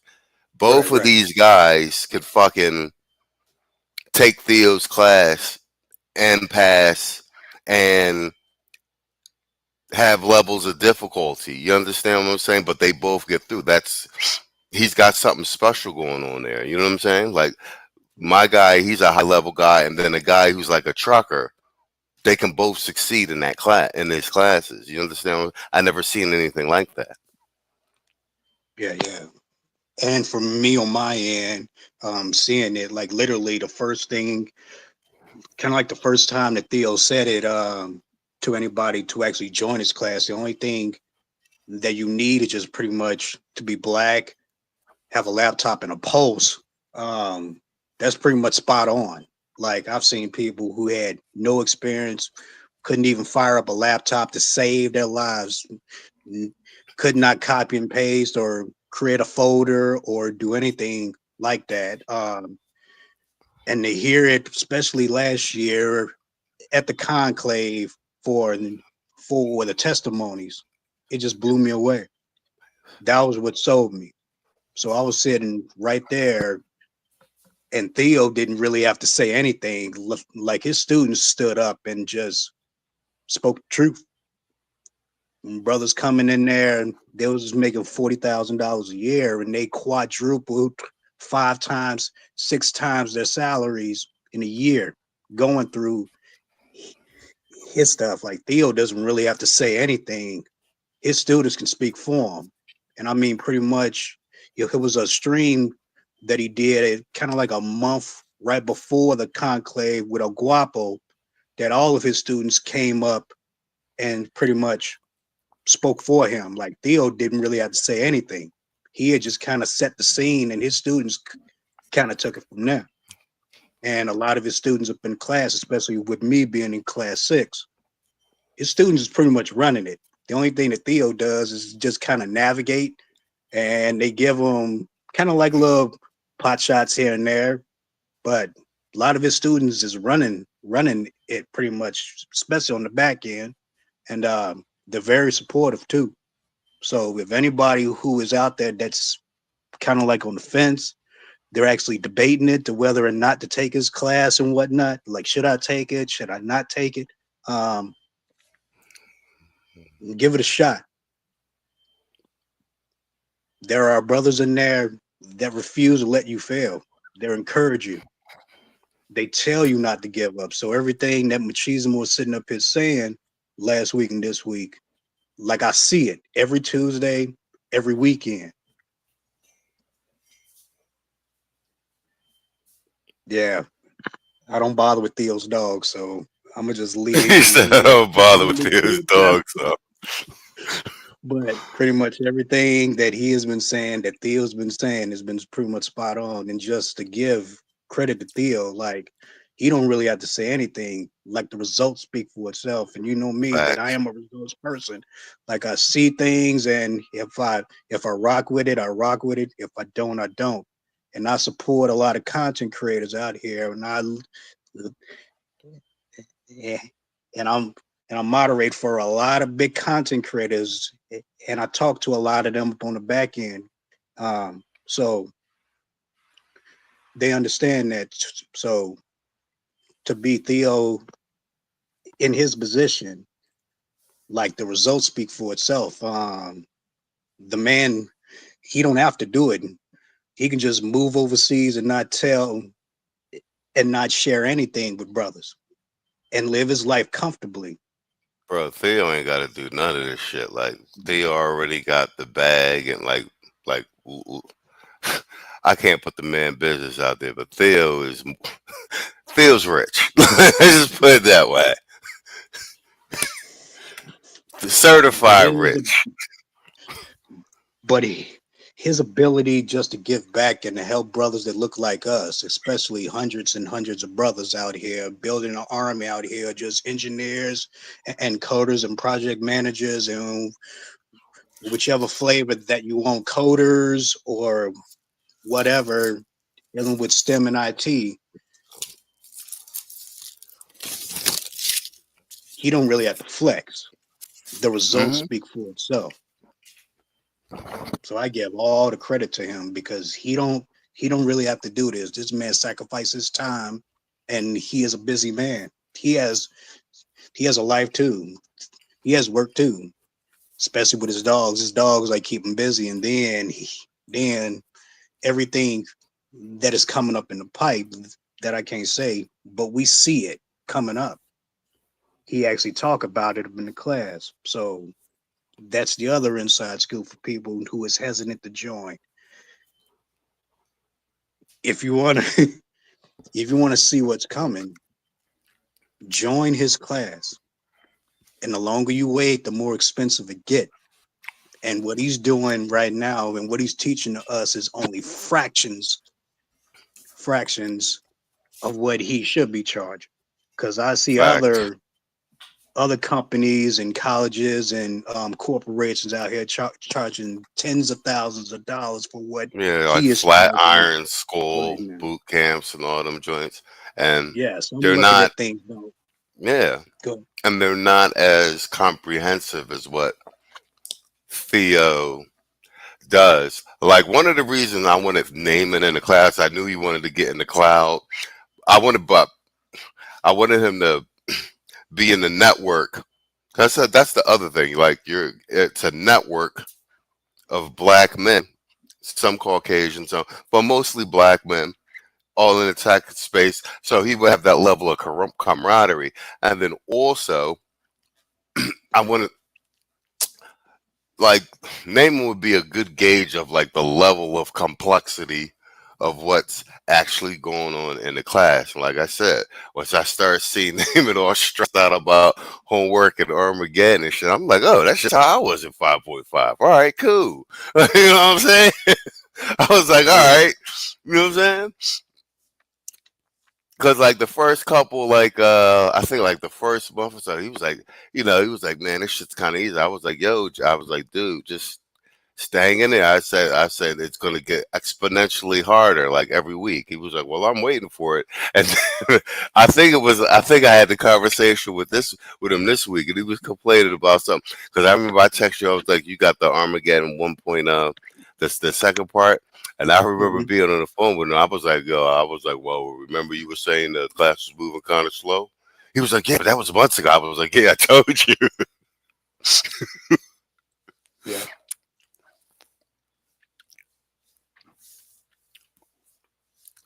So to follow up with that, it's just like I think brothers doesn't realize it until they hear it for themselves or Hmm. they see the numbers in front of them. Plus, you know that you and I and is in the group, so we see everything that come across that group, and we see it right in front of our eyes. Brothers be posting in those groups every single day, whether it's certifications or job offers or questions about this. And then it was crazy about what happened for the last class. One of the brothers in there, he is actually working for a job, and he is the only one up on his team that actually knows Terraform. Like everybody else that he worked with, they don't know shit. And that's basically from Theo's class. It's like he is walking into a job, and he is the most experienced person in there. There, That's just what I was telling contractor. Like right before you got up, I was like, he sets up an environment where the level of difficulty, like he eases you into it, but you don't realize. But by the time you actually are in a real world job, you walk in, you don't have imposter syndrome, and you're surprised that you walk in and you're like, oh, this is all you guys are doing. So my job's easier than the class. You feel me? yeah, And yeah, and I'm not saying that like hyperbole. I'm getting that as like second information. But guys who were in, I'm in the class and they were like, yo, I got my job. Be like, oh, we're doing this like this, and that. Like the class is way harder than this. And then also Storm's not bullshitting. Like he just said that the cert peer pressure is heavy in the group. Like you don't care nothing about it until you start seeing dudes posted all the time. Like, dang, he got his cert too. Dang, he just got cert. Like, you know what I'm saying? It's like it's not like anyone like steps on your neck. It's just like the personal competition in you starts to come out. Like, well, shit, I yeah, need to post something. Like, you know what I mean? yeah. Yo, salute David Fiddle. I see you, Playboy.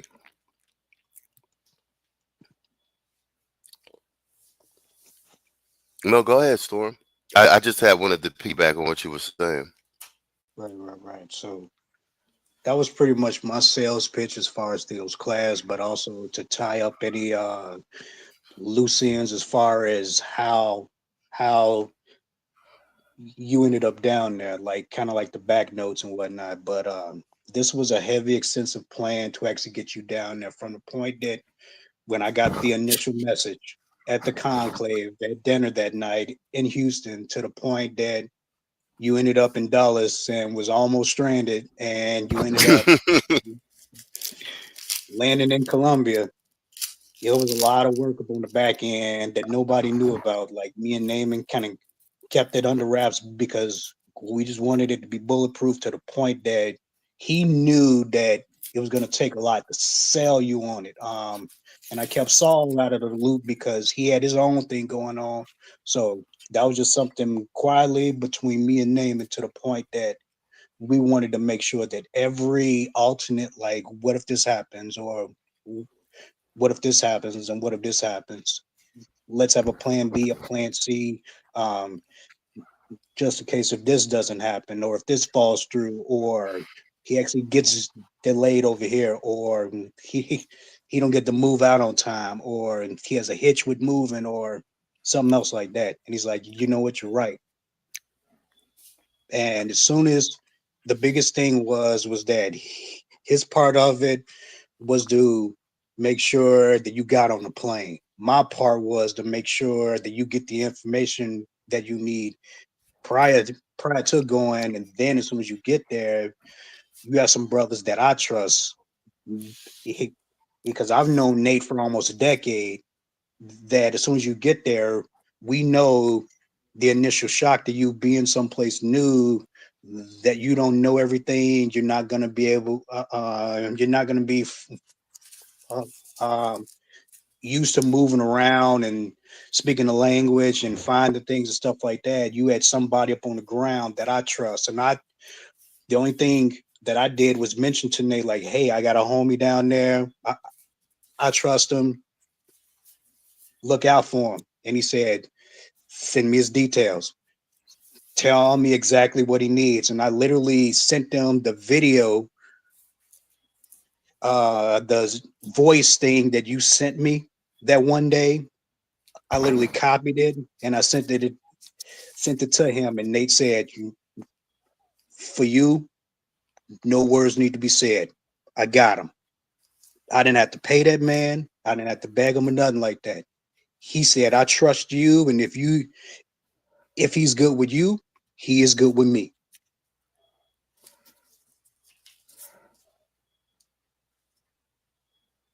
And that's it.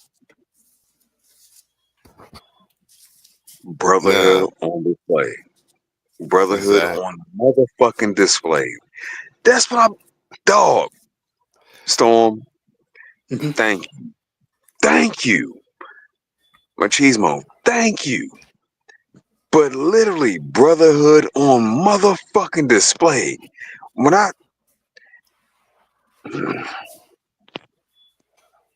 I'm more personal. All right, cool. Uh, y'all helped me through some hard ass shit I had to deal with. Mhm. Like literally, you brothers have helped propel me through all kinds of bullshit that I never even spoke of. Storm, brother like Mhm. you, brother like you, Yeah. yeah, you inspired me, cuz, to keep moving. You gave me that good go ahead. Yeah, keep moving. Keep making content. Machismo, Mhm. this nigga right here was like, what is how you tweak it though? You know what I'm saying? He hit me with the whole, this how you tweak it and make it look like this and sound like that. I'm trying to tell you, cuz y'all didn't show me some shit. We broke up shit, broken blade said it. Code. Code. This what it looked like. Me being on code with you and you being on code with me means the shit don't look the same as what the fuck Keisha developed and then spat out and shut out into the universe, my nigga. Code. You helped this man without meeting him Mhm. because you knew the type of man he was, dog. Now he in a whole nother motherfucking country living his best life. If you Yep. want to call it that. You know what I'm saying? You did that. You helped prep and plan all that. And ain't say shit to them. You ain't say shit to him the whole fucking time. Bruh, the moment we line up and we get on code with each other, shit change. It changes by fucking far. But I can't fake. It's been like 2 hours and damn near 30 minutes. I would like to go to bed eventually.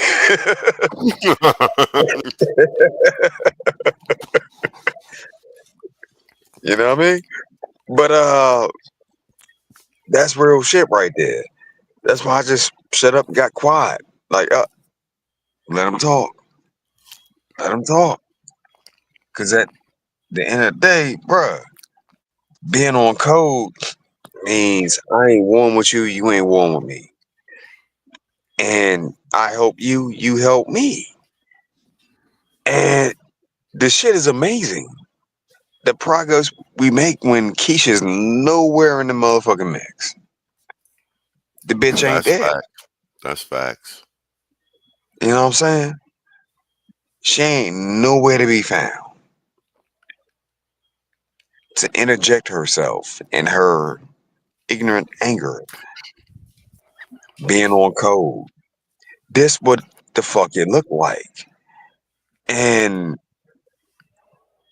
the more time goes on, the more I'm learning, the more that barbarian attitude, it dissipates. Cause I don't need that. I need my brothers. I need my circle of knights at the round table. That's what the fuck I need. I don't need Keisha in there. That forethought. Forethought. It ain't that important. And the Herculean effort it took to get you machismo down to Colombia, bruh, you had niggas back stateside worried, concerned, and ready to catch a flight over you. You, bro. Cause we wasn't sure what the fuck was going on. We didn't know you was getting the lay of the land. But you did what you were supposed to. Get the lay of the goddamn land. But niggas weren't quite sure. Storm assisted in the whole process, and bruh, I'm trying to tell you, Saul, that nigga right there, that nigga right there was dog. I know y'all argue. I know, it be some shit be happening behind the scenes, whatever. But that nigga right there was overly concerned. Like, what the fuck going on? Like, nah, I won't say that. I'll say this: that the therapist was acting like a whole nigga. He was acting like a whole nigga. What the fuck machismo at? I don't know. What's going on? What's going on? Niggas was worried. And when you finally called and checked in and we found out what the fuck was going on, we said, oh, okay, cool. Bet. Bet. Bet. All right, bet. You know what I'm saying? Like literally. No, I won't say that. I won't say that, but I will say this. You had people concerned. And being concerned about your brother is not a bad thing. It's not. Cause yeah, we was gonna find out what was going on. And anybody involved. Yeah, we was gonna find out. Yeah. You know. Somebody playing you dirty type shit. We were gonna find out. And it wouldn't have been pretty. But I'll leave that part there. But this is what brotherhood and camaraderie looks like. You can say whatever you want, but at the end of the day, cuz when people worried about you and they thinking about you, they ain't gonna be on no bullshit when it comes to you. And they gonna handle shit properly. Properly. You know what I mean? So yeah, bro. All we knew, we ain't hear from you. And we was concerned, and your immediate whole situation was apparently it wasn't right, and that's all we knew, and we was gonna move on behalf of you, bro. Storm set you up with some people that looked out for you and showed you the whole lay of the land instead of some other folks that should have, yellow cab, green cab, whatever. But you got people that got your back. This what brotherhood looks like. Real brotherhood. And we ain't met in person, pimp. We ain't met in person. But I know you. You know what I'm saying? We didn't had enough conversations to to the point where I know who you are as a fucking person. What? I don't want war with you. I don't want no problems with you, pimp. I'm trying to look out for your best interests, just like you are for mine. Dog, you gave me some advice that it worked out so goddamn good. I can't even fake, Slim. My folks, well, no, I can't speak on that shit. Mm. You gave me some good advice, and I followed it, and it turned out to be good, bro. Real damn good. Real damn good. You told me to check for signs of life, and I'm like, you know what, big bro, right? Let me do that. In the end, I got my answer. I got the one that was Oh, I needed. remember. Yeah, I remember that. Yeah, Yeah, yeah, yeah, uh huh, yeah. yeah, yeah. So information, um,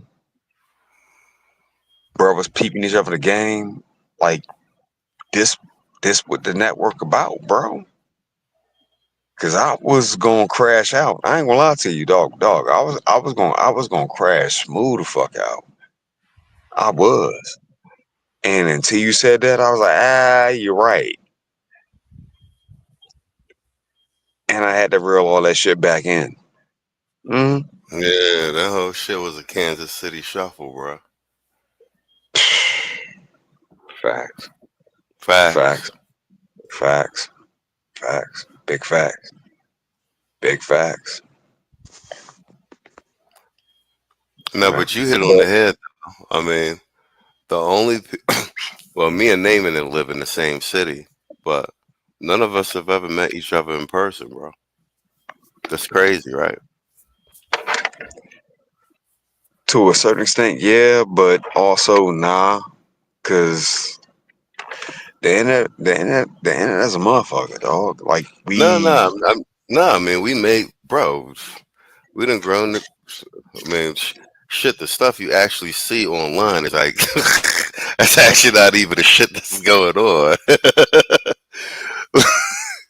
You know what I'm saying with the channel? Like, we cleaned a lot of shit up, but man, for all this shit that we've done, and like I said, none of us actually even met each other. That's what I'm saying. It's, it's crazy what you give a little bit of technology to some brothers and they fucking take it and then do something completely different with it. Like, just like how you ended up with fucking DJing and shit.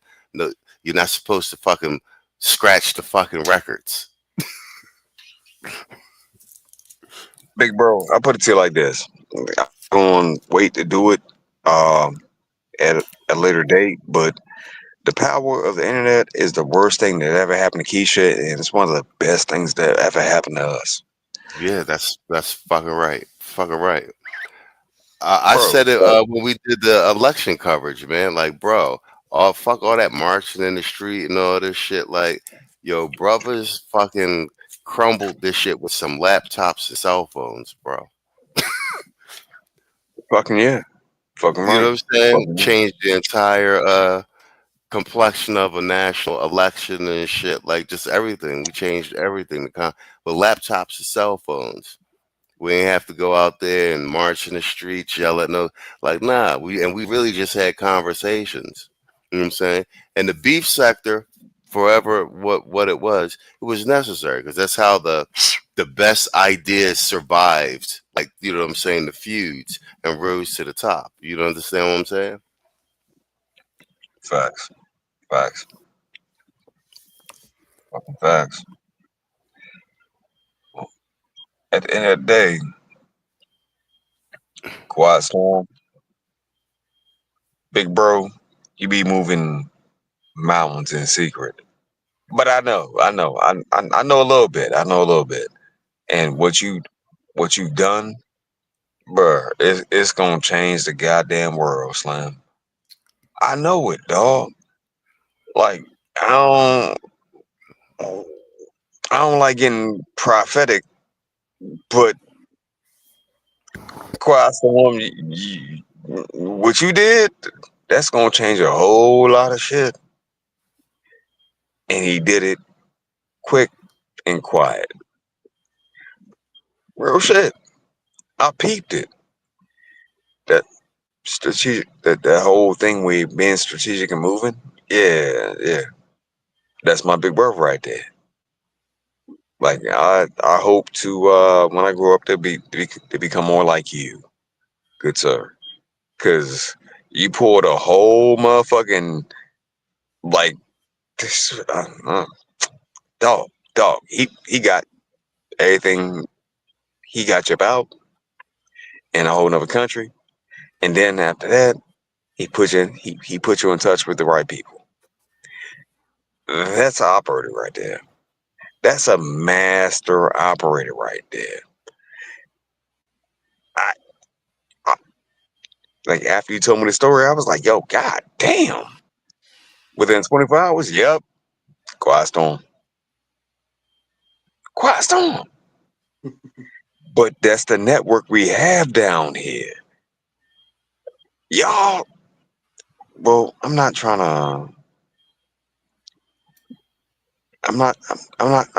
to demean the chat, but y'all don't quite understand. When I said my brothers move mountains, that shit is real, dog. That shit is real. Machismo moved within 60 fucking days, bro. Niggas be moving and maneuvering and grooving and operating proper out this bitch. And ain't got no problems doing so. Y'all don't. I shouldn't say too much more. Y'all don't quite get it because y'all not always within the know. But Quiet Storm is a motherfucker. He's that dude. He's that dude. He is that goddamn dude. Yeah, he is. And he got a whole nother person like Machismo out the way. That's that dude as well. It's great. When I see this shit and I hear about it, by the time I heard about it, dog, it's already happened. And it's crazy. I'm like, damn. Machismo, where you at? Columbia. Nigga, it's Wednesday. When I talked to you, it was Monday, and you in Philadelphia. And now you in Columbia? Yeah. And that's how it works. That's how it works. That's how it fucking works. The brothers down here on some real shit. We ain't just talking about it. We making it fucking happen. And after we make it happen, you know, we'll tell you about it. We'll tell you about it. Yeah. But a concerted group effort, oh, done. Done. It ain't hard, bro. Hardest part is getting other brothers to sign up and do their part. That's the hardest part. Real shit.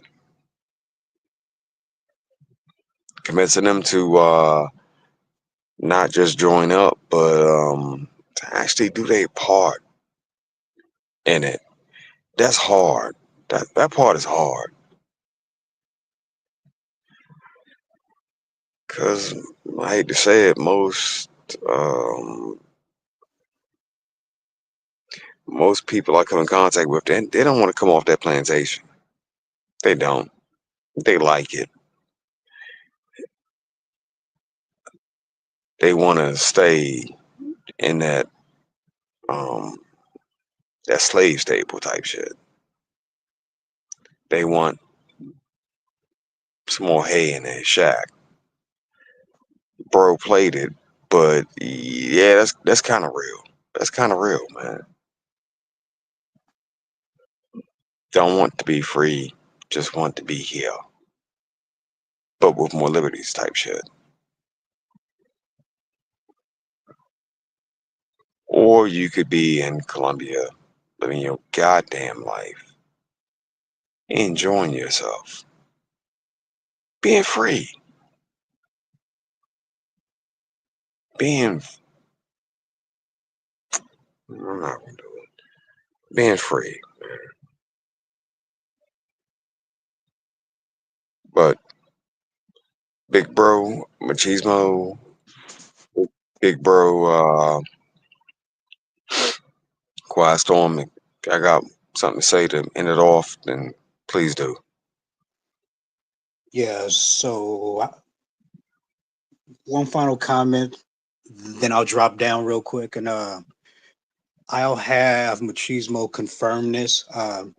When we sold Machismo up on the pitch, it was one thing that I told Machismo right at the end after Naaman gave his pitch. I said, you're the perfect person to actually go down there. And he said, why? And I said, because I think that you can capture the international picture from a content creator standpoint, from a visual standpoint, from a creative standpoint, that not a lot of brothers can do. And that's what brothers need to see. And I think that you can do it better than what Austin was supposed to do it as. Am I correct on that, Machismo? Spot on. That's actually exactly what you said. No, name and echoed that too. And to put it in context, I think I kind of, what do you call it? I kind of spoke. I guess hinted toward that is we needed that type of content being made at the time because it was breaking into the mainstream, and I mean I was excited about it, like just brothers, the idea of traveling and whatnot, and like the options of and it was just good to see it, and people living it in real time. That being said, um, the fact that I've come down here, want to make content too for um, leveraging the American dollar, and that the majority of the time I'm down here, I'm really doubling down, studying for one of these certs, more than likely the AWS SAA 3. It's Cloud Associate. That's the Theo's Class 6 right now. Studying I would have been doing in Philadelphia anyway. So to Quiet Storm's point, like he's right. I think I hadn't seen anyone make any content around. I mean, aside from the women and stuff like that, but just talk the content around traveling for someone that actually has a plan or who's moving more so for a lifestyle and leveraging the dollar. And like, what does that look like aside from chasing the free range vagina? You know what I'm saying? Or those other things. Like, what about the guy who actually has a short amount of time to get something done? The guys that want to just get a. I'm not trying to sell you a passport lifestyle. I'm actually just making a. I'm on a call, just telling you exactly what's going on to me with me, and like in real time. You know what I'm saying? No pretty girls, no nothing. The stuff I'm actually going to post is like cinematography type stuff, like what it actually looks like just driving around. I'm living like a regular life. I'm not down here, you know what I'm saying? I'm not even paying for this with like the YouTube money or anything like that. We just had a small budget and shit like that. So I think Storm was spot on with that. Even I think, what did I drop that moved to Colombia? I moved to Colombia in 60 days, and you can too. Like just putting those documentary like reels together, because I shot that all while I was prepping to leave to when I got here, and that's the first time I made content like that. You know, you guys watch the chat. I like the polished shit. You know what I'm saying? You know what I'm saying? So that was like my first take at it, and I'm glad I liked the way it came out. I wasn't sure how it was going to come out, but I think it kind of captured the nervousness of the move, like the intensity of it. and then like some of the motivational thoughts behind it, and like then what it actually looks like touching down. I think we did a pretty good job with that. Um, so there'll be more content along those lines, but we're not going to break too far out of the content that made the brand what it is. You know what I'm saying? So yeah, Storm's spot on with that. Yeah, so I appreciate you brothers having me up here. Man, I man, just wanted we to, wish you would have come up. We wish you would come up more often, homie. man. You know what I mean? I know you. I know you. You like me. You like to be in the background. Yeah, so I pretty much actually do my best work behind the scenes. So do I. So do I. But everyone pretty much like needed to hear this, and I'm glad the contractor got this on record so that everybody can hear it too, so that they know the full details of how in the world did Machismo literally get down there in 60 days. All it started was to get the wheels rolling with just one bad news text. Facts. 60 days later, the man is sitting up in a villa that is a quarter of his rent with all of the amenities, with better food, with better women, better weather, and a better quality of life. Yeah. And the planning was behind the scenes of a class that can help that man quadruple his salary at an instance and still study with a better peace in life in another country, leaving a country that he does not miss at all. And I'll land my plane there. Thank you guys. No, thank you, Storm, man. Like I said, man, it was really good to I think it's the longest you've been on the panel with any of us. I think the longest you might have been over on Saw's joint, but even on that joint, I think you talked for like 10 minutes. You know what I'm saying? So I think this is the longest anybody actually heard you talk. So that's what's up. And I talked to Storm earlier today, so I mean, he know what I mean when I say, man, it's really good to hear. Yeah, I'm glad you came up on the stream and and talked like on some real shit.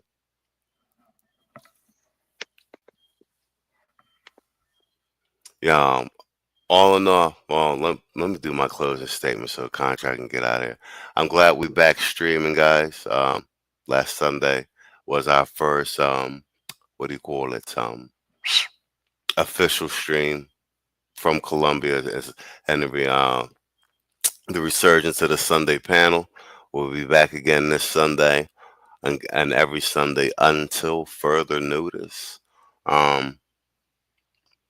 Thanks everybody for showing up. This is a dual stream, by the way. We actually streaming on Contractors channel, and I'm just sharing the stream on my page. So I like that as well. We figured the check-in show should be streamed from his channel because this is more his vibe. Like clean, straight to the point, no bells and whistles. Let's just have a conversation. So I think it's a good way to promote his channel, and then some new content for the our subscribers and everything. We just want to thank y'all for supporting us, man, showing up when we stream, liking the videos, sharing them, leaving your comments on the community tabs. Man, we couldn't have done this shit without you, man. And like I said, we really started feeling weird not coming on every Sunday. Like it was cool like the first 2 weeks, but around like the third, fourth week, we was all getting antsy. Like, so what are we on next Sunday or what? Like, what's up? Like, what's up? You know what I'm saying? So it felt real good streaming and just busting it up with everybody last Sunday. I was a little rusty too, but like, I don't know, 30 minutes in, we got our mojo back. So we'll be here next Sunday, man. And Contract, thank you for hosting me this evening. It has been a pleasure, sir. Always an honor, big bro. Always an honor. So I'm gonna drop you down, and I'll leave my closing statement, and we'll end it like that. Yes, sir. Thank you, sir. Much appreciated. Great to have you. Bang. There it is. So there you have it. My brother is in Colombia. He is free. And I know Keisha will make it seem like it's a YouTube thing, it's an internet thing. But nah, not really. Not really.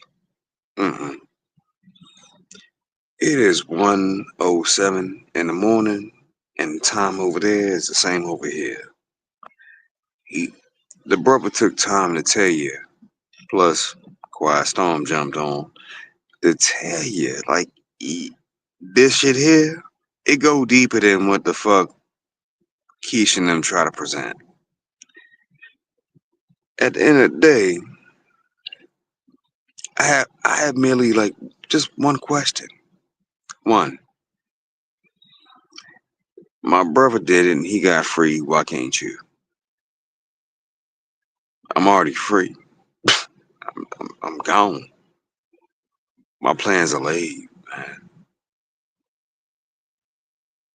What you waiting on, bro? Real food, non-plastic bitches that are natural. Yeah, shit like that. Shit like that. Or would you prefer to go back to that good old clip of old buddy, No Fugazi, talking to that metamouth bitch? Is that what you want? Hey, what the fuck do I know? You know, just been alive for 42 years type shit. And now, you know, speaking with my older brothers, what do I know? What do I know? Getting game from them. But what do I know? At the end of the day, you can be free too. Ain't nothing stopping you but you. But I'll leave that part there. I like pimping hoe hours, which is around 3, 4, 5 o'clock, and I'll holler back at you. But yeah, it's your boy, it's your brother, it's your cousin, it's your aunt. Just talking to you like it's just me and you. Peace.